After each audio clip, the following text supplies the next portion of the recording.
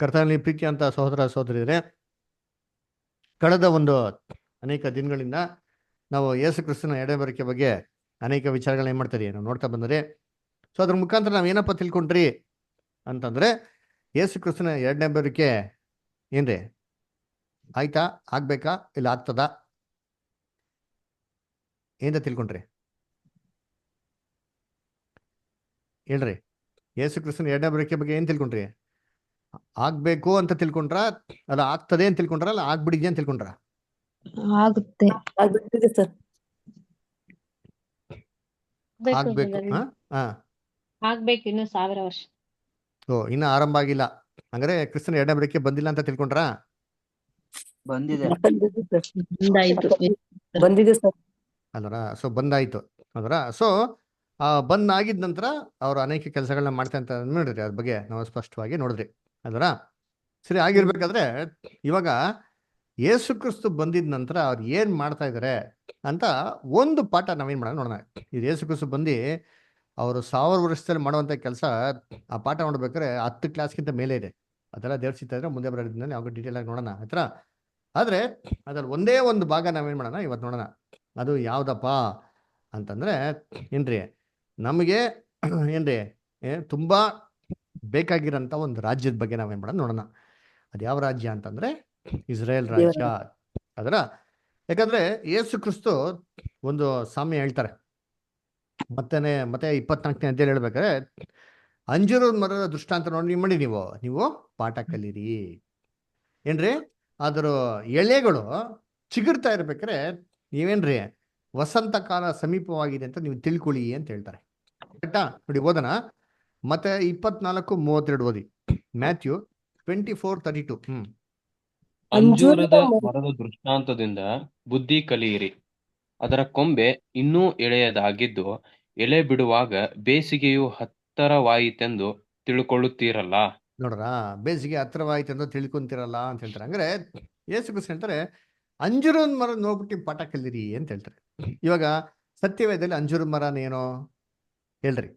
Israel ರಾಜ್ಯ. Israel ರಾಜ್ಯ ಪರವಾಗಿಲ್ಲಪ್ಪ.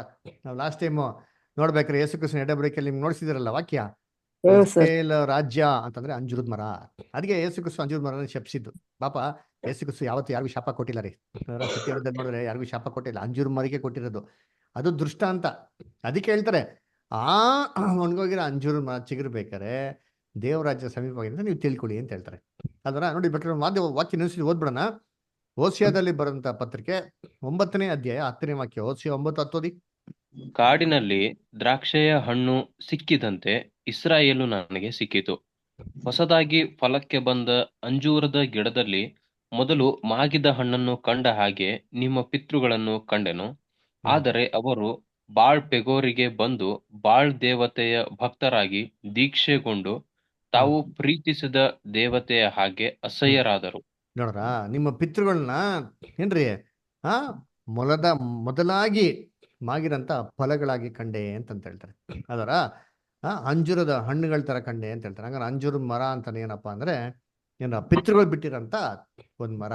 ಅಂಜೂರದ ಮರ ಅಂದ್ರೆ ಇಸ್ರೇಲು ರಾಜ್ಯ ಅಲ್ವರ?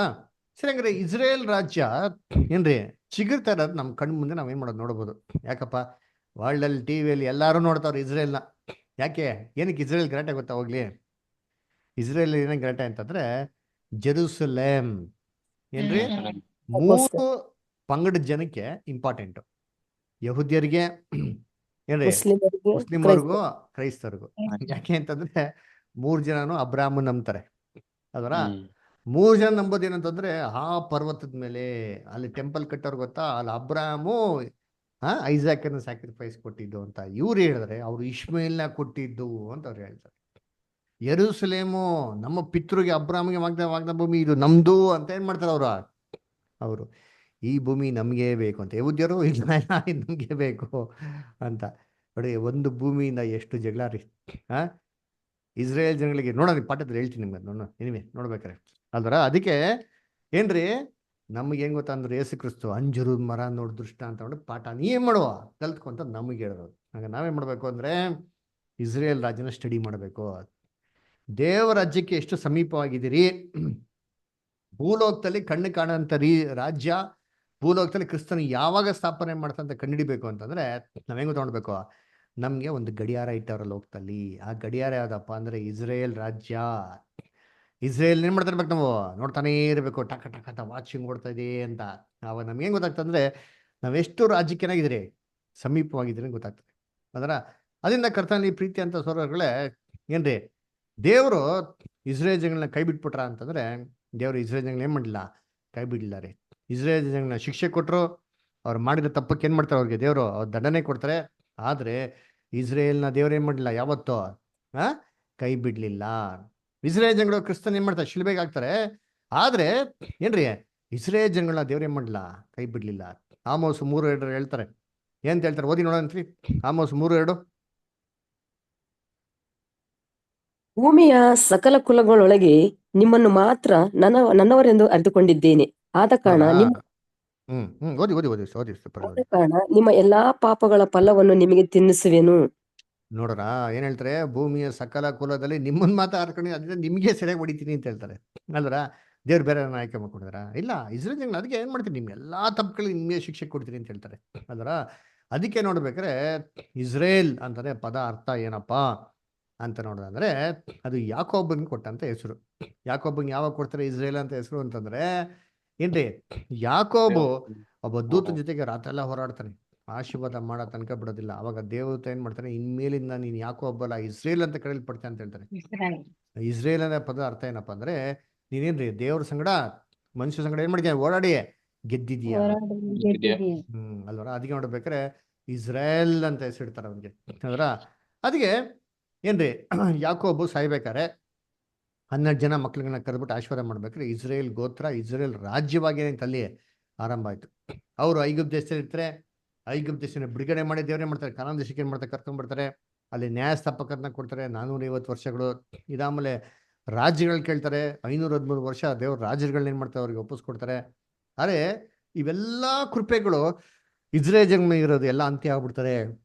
ಯಾವಾಗ ಅಂತಂದ್ರೆ, ಯಾವಾಗ ಯೇಸು ಕ್ರಿಸ್ತನ ಪಿಲಾತ್ ಮುಂದೆ ಅವರು ನಿರಾಕರಿಸ್ಬಿಡ್ತಾರೋ, ಅಲ್ವರ ಪಿಲಾತ್ ಕೈ ತೊಳ್ಕೊಂಡ್ಬಿಡ್ತಾರೆ. ನನಗೂ ಈ ಮನುಷ್ಯಂಗೆ ಏನಿಲ್ಲ ಸಂಬಂಧ ಇಲ್ಲ, ಅಯ್ಯೋ ನೀವು ರಕ್ತಕ್ಕೂ ನನಗೂ ಸಂಬಂಧನೇ ಇಲ್ಲ, ಈ ಮನುಷ್ಯ ನಿರಪರಾಧಿ ತರ ನನಗೆ ಕಾಣಿಸ್ತದೆ, ನಾನು ಬಿಟ್ಬಿಡ್ತೀನಿ ಅಂತ ಹೇಳ್ತಾರೆ. ಅವಾಗ ಯಹೂದ್ಯರು ಹೇಳ್ತಾರೆ, ಇವನು ರಕ್ತಕ್ಕೆ ನಾವು ನನ್ನ ಮಕ್ಳು ಏನ್ ಮಾಡ್ತೀವಿ? ಜವಾಬ್ ಕೊಡ್ತೀವಿ, ನೀವು ಶಿಲ್ಬೆಗೆ ಹಾಕಿ ಅಂತ ಹೇಳ್ತಾರೆ. ನೋಡಿ ಓದೋಣ, ಮ್ಯಾಥ್ಯೂ 27:25. ಜನರೆಲ್ಲ ಅವನನ್ನು ಕೊಲ್ಲಿಸಿದ್ದಕ್ಕೆ ನಾವು ನಮ್ಮ ಮಕ್ಕಳು ಉತ್ತರ ಕೊಡುತ್ತೇವೆ ಅಂದರು. ನೋಡಿದ್ರ ಹೇಳ್ತಾರೆ, ನಾವು ನಮ್ಮ ಮಕ್ಳು ಉತ್ತರ ಕೊಡ್ತೀರಿ. ಇಂಗ್ಲಿಷ್ ನೋಡ್ಬೇಕಾದ್ರೆ let us blood B upon us and our children ಅಂತ ಹೇಳ್ತಾರೆ. ಅವ್ರ ರಕ್ತದ ಹೊಣೆ ನಾವು ಒತ್ಕೊಂತೀವಿ ಅಂತ ಹೇಳ್ತಾರೆ. ಹಿಂಗೆ ಆಗೋಯ್ತ್ರಿ. ವಿನಾಕಾರಣ ಬಾಯಿನಲ್ಲಿ ಮಾತು ಹೇಳ್ಬಿಟ್ರು ಇಸ್ರೇಲ್ ಜನಗಳು. ದೇವ್ರು ಹಂಗೆ ಕೊಟ್ಬಿಟ್ರಿ ನೋಡ್ರಿ ಅಂತೀನಿ. ಹೆಂಗೆ ಹೊಡೆದ್ರು ಇಸ್ರೇಲ್ ಜನಗಳಿಗೆ ಅಂತಂದ್ರೆ, 70ನೇ ಶತಮಾನದಲ್ಲಿ ಇಸ್ರೇಲ್ ರಾಜ್ಯ ಏನ್ರಿ ನಾಶ ಮಾಡಿದ್ರು ನೋಡ್ರಿ ಅಂತೀನಿ. ಯಹೂದ್ಯರನ್ನ ದೇವ್ರು ಎಲ್ಲಾ ಕಡೆ ಲೋಕದಲ್ಲಿ ಚೆದರ್ಸ್ಬಿಟ್ರಿ. ಲೋಕದಲ್ಲ ಮೂಲೆ ಮೂಲೆಗೆ ಏನ್ ಮಾಡ್ಬಿಟ್ರು? ದೇವ್ರವ್ರನ್ನ ಚೆದರ್ಸ್ಬಿಟ್ರು. ಯಾಕಂದ್ರೆ ತನ್ನ ಮಗನ್ ಏನ್ ಮಾಡಿದ್ರು? ಶಿಲುಬೆಗೆ ಹಾಕ್ಬಿಟ್ರು. ಎಲ್ಲಾ ಪ್ರವಾದನೆಯ ಮಾತುಗಳು ನೆರವೇರಿಕೆ ಎಲ್ಲಿ ಕೊಟ್ಟವ್ರೆ? ಓದ ನೋಡಿತೀನಿ, ಯೆರೆಮೀಯ 16ನೇ ಅಧ್ಯಾಯ 13 ಓದೋಣ, ಆಮೇಲೆ 15 ಓದಿ, ಆಮೇಲೆ 18 ಓದಿ. ಹೆಚ್ಚು ಕೇಡನ್ನು ಮಾಡಿದ್ದರಿಂದಲೂ ನೀವಾಗಲಿ ನಿಮ್ಮ ಪಿತೃಗಳಾಗಲಿ ನೋಡದ ದೇಶಕ್ಕೆ ನಿಮ್ಮನ್ನು ಈ ದೇಶದೊಳಗಿಂದ ಎಸೆದು ಬಿಡುವೆನು. ಎಸೆದು ಬಿಡುವೇನು? ನೀವಾಗ್ಲಿ ನಿಮ್ ಪಿತೃಗಳು ಗೊತ್ತಿಲ್ದಿರ ದೇಶ ಯಾವ್ದು? ಪಿತೃಗಳು ಬರೋದು ಅಬ್ರಾಹಂ ಬಂದಿರೋದು ಉರ್, ಚಾಲ್ಡಿಯಾ, ಅಲ್ಲರ ಯಾವ್ದದ? ಬ್ಯಾಬಿಲಾನ್, ಇರಾಕ್, ಅಲ್ಲೆಲ್ಲ ಹಾಕಲ್ವಂತೆ. ಬ್ಯಾಬಿಲಾನ್ಗೆ ಸರಿಯಾಗಿ ಹೋಗಲ್ವಂತೆ ಇವರು. ನಿಮಗೆ ಗೊತ್ತಿಲ್ದಿರ ದೇಶ ಯಾವ ದೇಶ? ರಷ್ಯಾ, ಯುರೋಪು ಎಲ್ಲ ಯಹೂದ್ಯರು ಗೊತ್ತಿತ್ತ? ಅಲ್ಲಿಗೆ ಅಟ್ಟು ಬಿಡ್ತೀನಿ ಅಂತಂದ್ರು. ಹಂಗೆ ಆಯ್ತು ನೋಡಿ. ಆಮೇಲೆ ಅಲ್ಲಿ ಹಗಲಿರುಳು ಅನ್ಯ ದೇವತೆಗಳನ್ನು ಸೇವಿಸುವಿರಿ, ನಾನು ನಿಮಗೆ ದಯ ತೋರಿಸೇನು. ನೋಡ್ರ, ನಾ ನಿಮ್ಗೆ ದಯೆ ತೋರಿಸೇನು. ಎಷ್ಟು ವರ್ಷ ದಯೆ ತೋರಿಸಿಲ್ಲ? ಯಾತಕ್ ದಯೆ ತೋರಿಸಿಲ್ಲ? ವಾಕ್ಯದಲ್ಲಿದೆ, ನೋಡೋಣ. ನೋಡಿ 15 ವಾಕ್ಯ ಓದಿ ಬಿದ್ದಾರ. ಇಸ್ರಾಯೇಲರನ್ನು ಬಡಗಣ ದೇಶದಿಂದಲೂ ತಾನು ಅವರನ್ನು ತಳ್ಳಿಬಿಟ್ಟಿದ್ದ ಸಕಲ ಸೀಮೆಗಳಿಂದಲೂ ಉದ್ಧರಿಸಿದ ಯೆಹೋವನ ಜೀವದಾಣೆ ಎಂದು ಪ್ರಮಾಣ ಮಾಡುವರು. ನಾನು ಅವರ ಪಿತೃಗಳಿಗೆ ದಯಪಾಲಿಸಿದ ದೇಶಕ್ಕೆ ಅವರನ್ನು ಹಿಂತಿರುಗಿಸುವೆನಷ್ಟೇ. ನೋಡ್ರ, ಏನ್ ಹೇಳ್ತಾರೆ, ನಾನು ನಿಮ್ ಶಿಕ್ಷೆ ಕೊಟ್ಟೆ, ಆದ್ರೆ ಹಂಗೆ ಬಿಡೋದಿಲ್ಲ. ಏನ್ರಿ, ಜೀವದಾಣೆ, ಆಣೆ ಇಟ್ಕೊಂಡು ಹೇಳ್ತಾರೆ, ವಾಪಸ್ ನಿಮ್ನ ಏನ್ ಮಾಡ್ತೀವಿ ಇದೇ ಭೂಮಿಗೆ ಸೇರಿಸಿ ಅಂತ. ನಿಜವಾಗ್ಲೂ ರೀ, ಅದು ಇವತ್ತು ನೆರವೇರಿದೆ.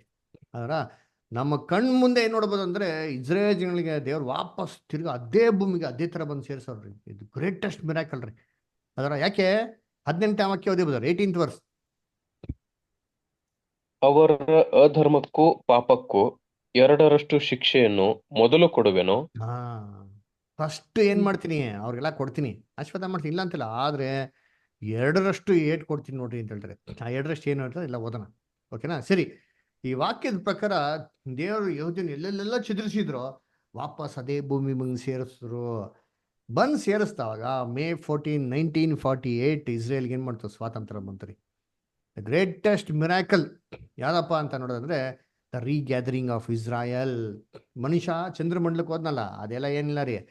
ಅದಕ್ಕಿಂತ ದೊಡ್ಡದಾಗಿರೋಂಥ ಅದ್ಭುತ ಏನಪ್ಪ ಅಂತಂದ್ರೆ, ಯಹೂದ್ಯರು ಅದೇ ನಂಬಿಕೆಯಿಂದ, ಅದೇ ವಿಶ್ವಾಸದಿಂದ ಅದೇ ಭೂಮಿಗೆ ತಿರ್ಗಾ ಬಂದು ಸೇರೋದೇನ್ರಿ ದೊಡ್ಡ ಗ್ರೇಟೆಸ್ಟ್ ಮಿರಾಕಲ್. ಯಾಕಪ್ಪ ಹಂಗೆ ಹೇಳ್ತಾರೆ ಅಂತಂದ್ರೆ, ಏನ್ರಿ, ಯಾರೋ ಒಬ್ರು ದೇಶನ ಬಿಟ್ಟು ಬೇರೆ ದೇಶಕ್ಕೆ ಹೋಗಿ ಸೆಟ್ಲ್ ಆಗ್ಬಿಟ್ರೆ ಆ ಧರ್ಮಗಳು ಆ ಕಲಾಚಾರಕ್ಕೆ ಅಡ್ಜಸ್ಟ್ ಆಗ್ಬಿಡ್ತಾರೆ. ನೋಡಿ, ಫಾರಿನರ್ಸ್ ಇಂಡಿಯಾಗೆ ಬಂದು ಏನು ಮಾಡ್ತಾರೆ, ಅವ್ರ ದೇವ್ರುಗಳನ್ನ ಬಿಟ್ಬಿಟ್ಟು ಬೇರೆ ದೇವ್ರುಗಳನ್ನ ಆರಾಧನೆ ಮಾಡಕ್ಕೆ ಶುರು ಮಾಡ್ತಾರೆ. ನಮ್ಮವ್ರಲ್ಲಿ ಹೋದ್ರೆ ಏನ್ರಿ, ಇವ್ರ ದೇವ್ರುಗಳನ್ನ ಬಿಟ್ಬಿಟ್ಟು ಆ ದೇವ್ರುಗಳನ್ನ ಏನು ಮಾಡ್ತಾರೆ, ಆರಾಧನೆ ಮಾಡ್ಬಿಟ್ಟು ಅವ್ರ ತಕ್ಕಂತ ಅಡ್ಜಸ್ಟ್ ಆಗ್ಬಿಡ್ತಾರೆ. ಆದ್ರೆ ಯಹೂದ್ಯರು ಒಬ್ಬರೇ ರೀ, ಅವ್ರ ದೇವ್ರನ್ನಾಗ್ಲಿ ಅವ್ರ ದೇಶನಾಗ್ಲಿ ಇದುವರೆಗೂ ಮರ್ತಿಲ್ಲ ರೀ, ಮರೆಯೋದು ಇಲ್ಲ ರೀ, ಮರೆಯಕ್ಕೆ ಸಾಧ್ಯನೂ ಇಲ್ಲ ರೀ.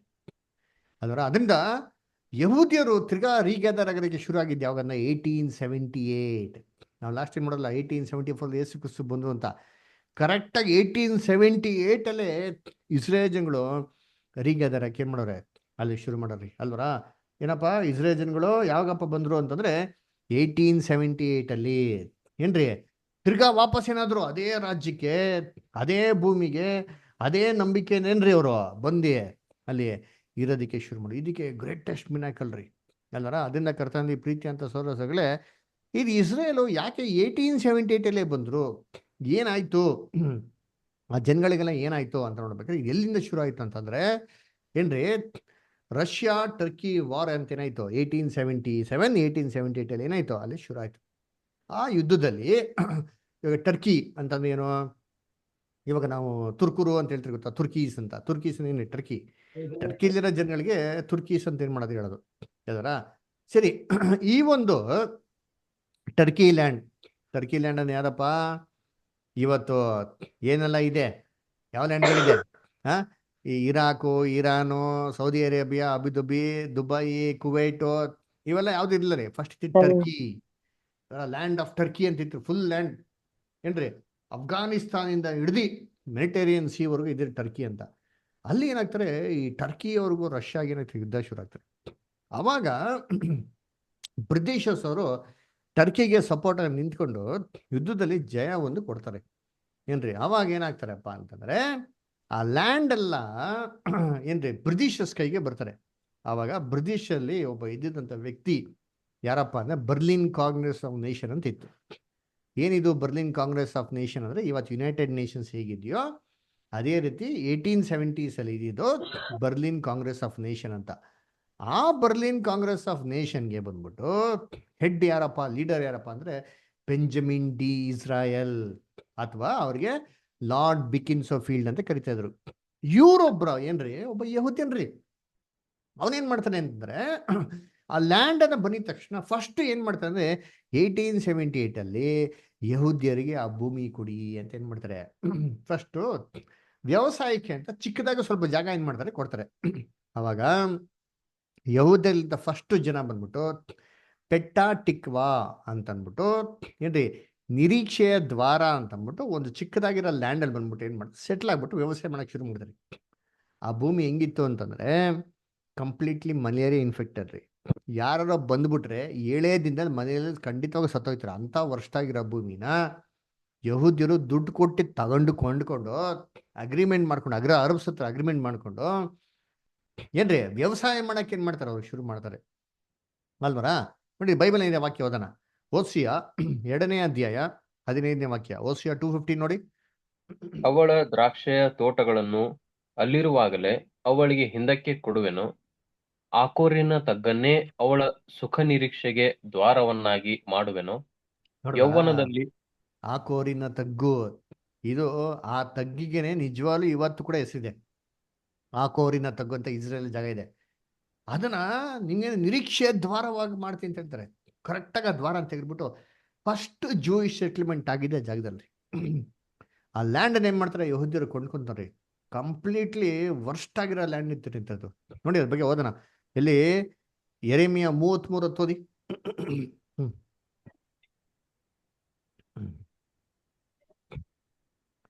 ಜೆರೆಮಿಯ 33:10.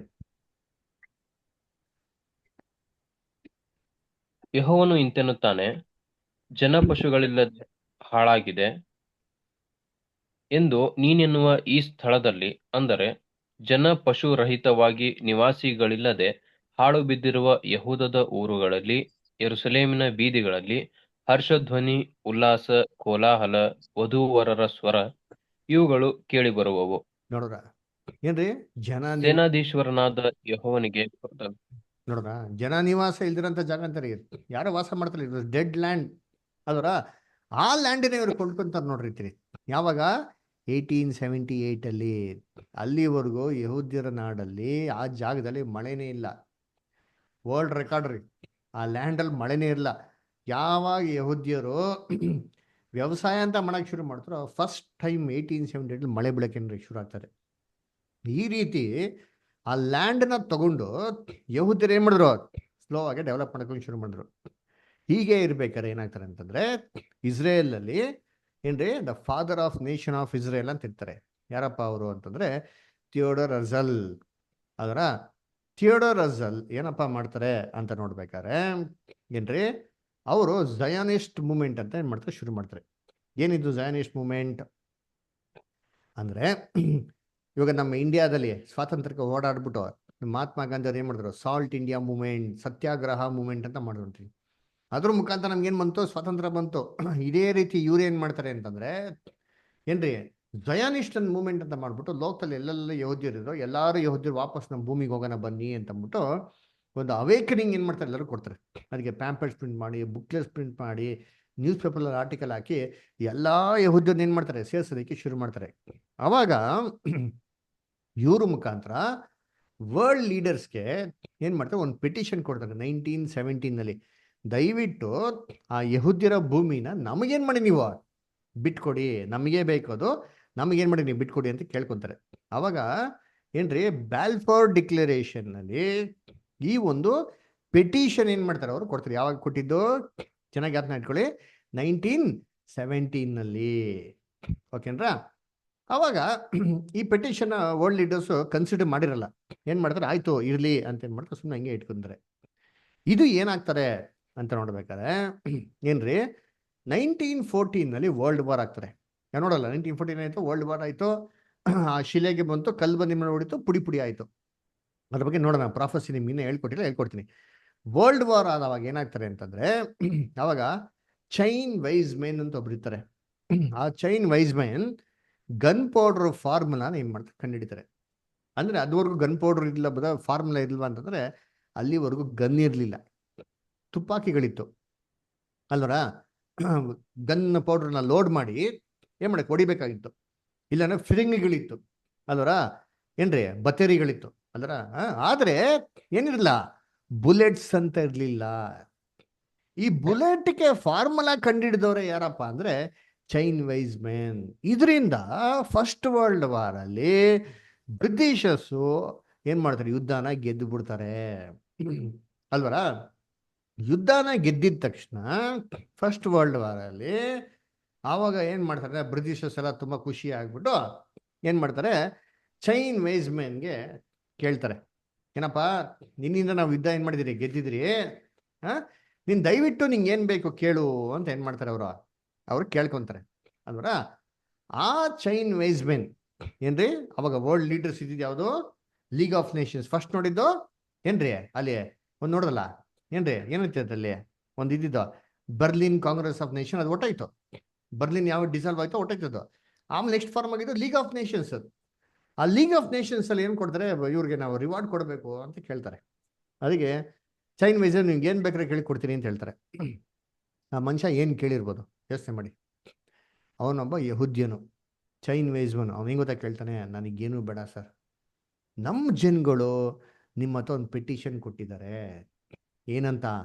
ಆ ಭೂಮಿನ ನಮಗೆ ಕೊಟ್ಬಿಡಿ ಅಂತ ಕೇಳಿದಾರಲ್ಲ, ದಯವಿಟ್ಟು ಸರ್ ಅದನ್ನು ಯಹೂದ್ಯರಿಗೆ ಬಿಟ್ಟು ಕೊಟ್ಬಿಡಿ ಆ ಭೂಮಿನ ಅಂತ ಏನು ಮಾಡ್ತಾರೆ ಕೇಳ್ತಾರೆ. ಇಮ್ಯಾಜಿನ್ ಮಾಡ್ರಿ ಅಂತೀನಿ, ವರ್ಲ್ಡ್ ವಾರ್ ಒಬ್ಬ ಮನುಷ್ಯನಿಂದ ಗೆದ್ದವನೇ ಒಬ್ಬ ಯಹೂದ್ಯನ, ಅವ್ನು ಏನು ಬೇಕಾದ್ರೆ ಕೇಳ್ರಿ ಕೊಡ್ತಾರೆ.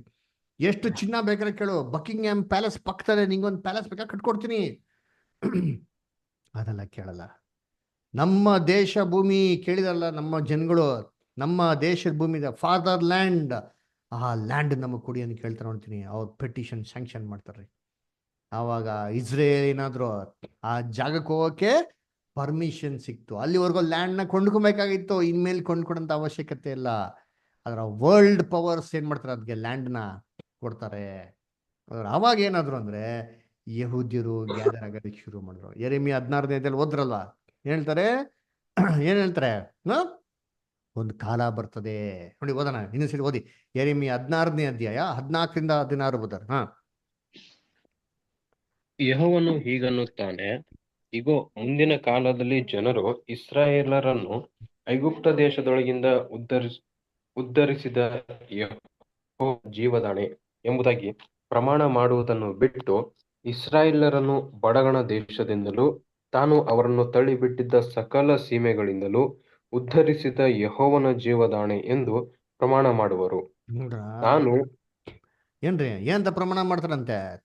ಇಸ್ರೇಲ್ ಜನಗಳ ದೇವ್ರನ್ನ ಹೇಳ್ಬೇಕಾರೆ, ಇವ್ರು ಎಂಥ ದೇವ್ರಪ್ಪ ಅಂತಂದ್ರೆ ಐಗುಪ್ತ ದೇಶನ ಬಿಡುಗಡೆ ಮಾಡಲ್ಲ, ಆ ದೇವರಲ್ಲ ಅಂತಾರಿ. ಅದೇನಿಲ್ಲ ರೀ, ದೊಡ್ಡ ಗ್ರೇಟೆಸ್ಟ್ ಮಿರಾಕಲ್, ಅದಕ್ಕಿಂತ ದೊಡ್ಡ ಡೆಲಿವರೆನ್ಸ್ ತರ್ತಾರಂತೆ.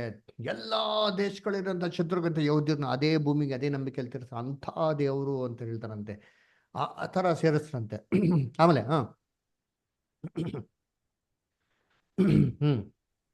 ಕಂಟಿನ್ಯೂ.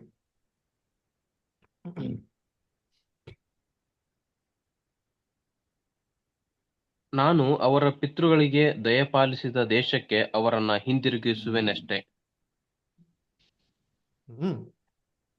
ಓದಿ ಬದರ 16 ಯೆಹೋವನು ಹೀಗನ್ನುತ್ತಾನೆ, ಇಗೋ, ನನ್ನ ಜನರನ್ನು ಹಿಡಿಯುವುದಕ್ಕೆ ಬಹುಮಂದಿ ಬೆಸ್ತರನ್ನು ಕರೆಯಿಸುವೆನು. ಆಮೇಲೆ ಎಲ್ಲಾ ಬೆಟ್ಟ ಗುಡ್ಡಗಳಿಂದಲೂ ಬಂಡೆಗಳ ಸಂದುಗೊಂದುಗಳಿಂದಲೂ ಅವರನ್ನು ಹೊರಡಿಸಿ ಬೇಟೆಯಾಡುವುದಕ್ಕೆ ಬಹುಜನ ಬೇಡರನ್ನು ಕರೆಯಿಸುವೆನು. ಇವಾಗ ಹೇಳ್ತಾರೆ ನೋಡಿ, ದೇವ್ರು ಹೆಂಗಪ್ಪ ಇಸ್ರೇಲ್ ಜನಗಳ ಅದೇ ಭೂಮಿಗೆ ಗ್ಯಾದರ್ ಮಾಡ್ತಂದ್ರೆ ಹೇಳ್ತಾರೆ ವಾಕ್ಯ. ಏನ್ ಮಾಡ್ತಾರೆ, ಬಹು ಮಂದಿ ಬೆಸ್ತರನ್ನ ಕಳಿಸ್ತೀನಿ ಅಂತ ಹೇಳ್ತಾರೆ. ಆಮೇಲೆ ಗುಡ್ಡ ಬೆಟ್ಟಗಳಲ್ಲಿ ಔಸ್ಕೂಡಿರಂತ ಯಹೂದ್ಯರನ್ನ ಬೇಟೆಯಾಡೋದಕ್ಕೆ ಬೇಟೆಗಾರನ ಕಳಿಸ್ತಾರಂತೆ. ದೇವ್ರು ಫಸ್ಟ್ ಕಳಿಸಿದಾರೆ ಬೆಸ್ತರನ್ನ ಯಾರು? ಮೀನ್ ಹಿಡಿಯೋರು. ಮೀನ್ ಹಿಡಿಬೇಕಾರೆ ಹೆಂಗ್ ಮೀನ್ ಹಿಡಿತಾರೆ? ಬೇಟ್ ಹಾಕ್ಬಿಟ್ಟು ಏನ್ ಮಾಡ್ತಾರೆ, ಮೀನ್ ಹಿಡಿತಾರೆ ಅಲ್ವರ.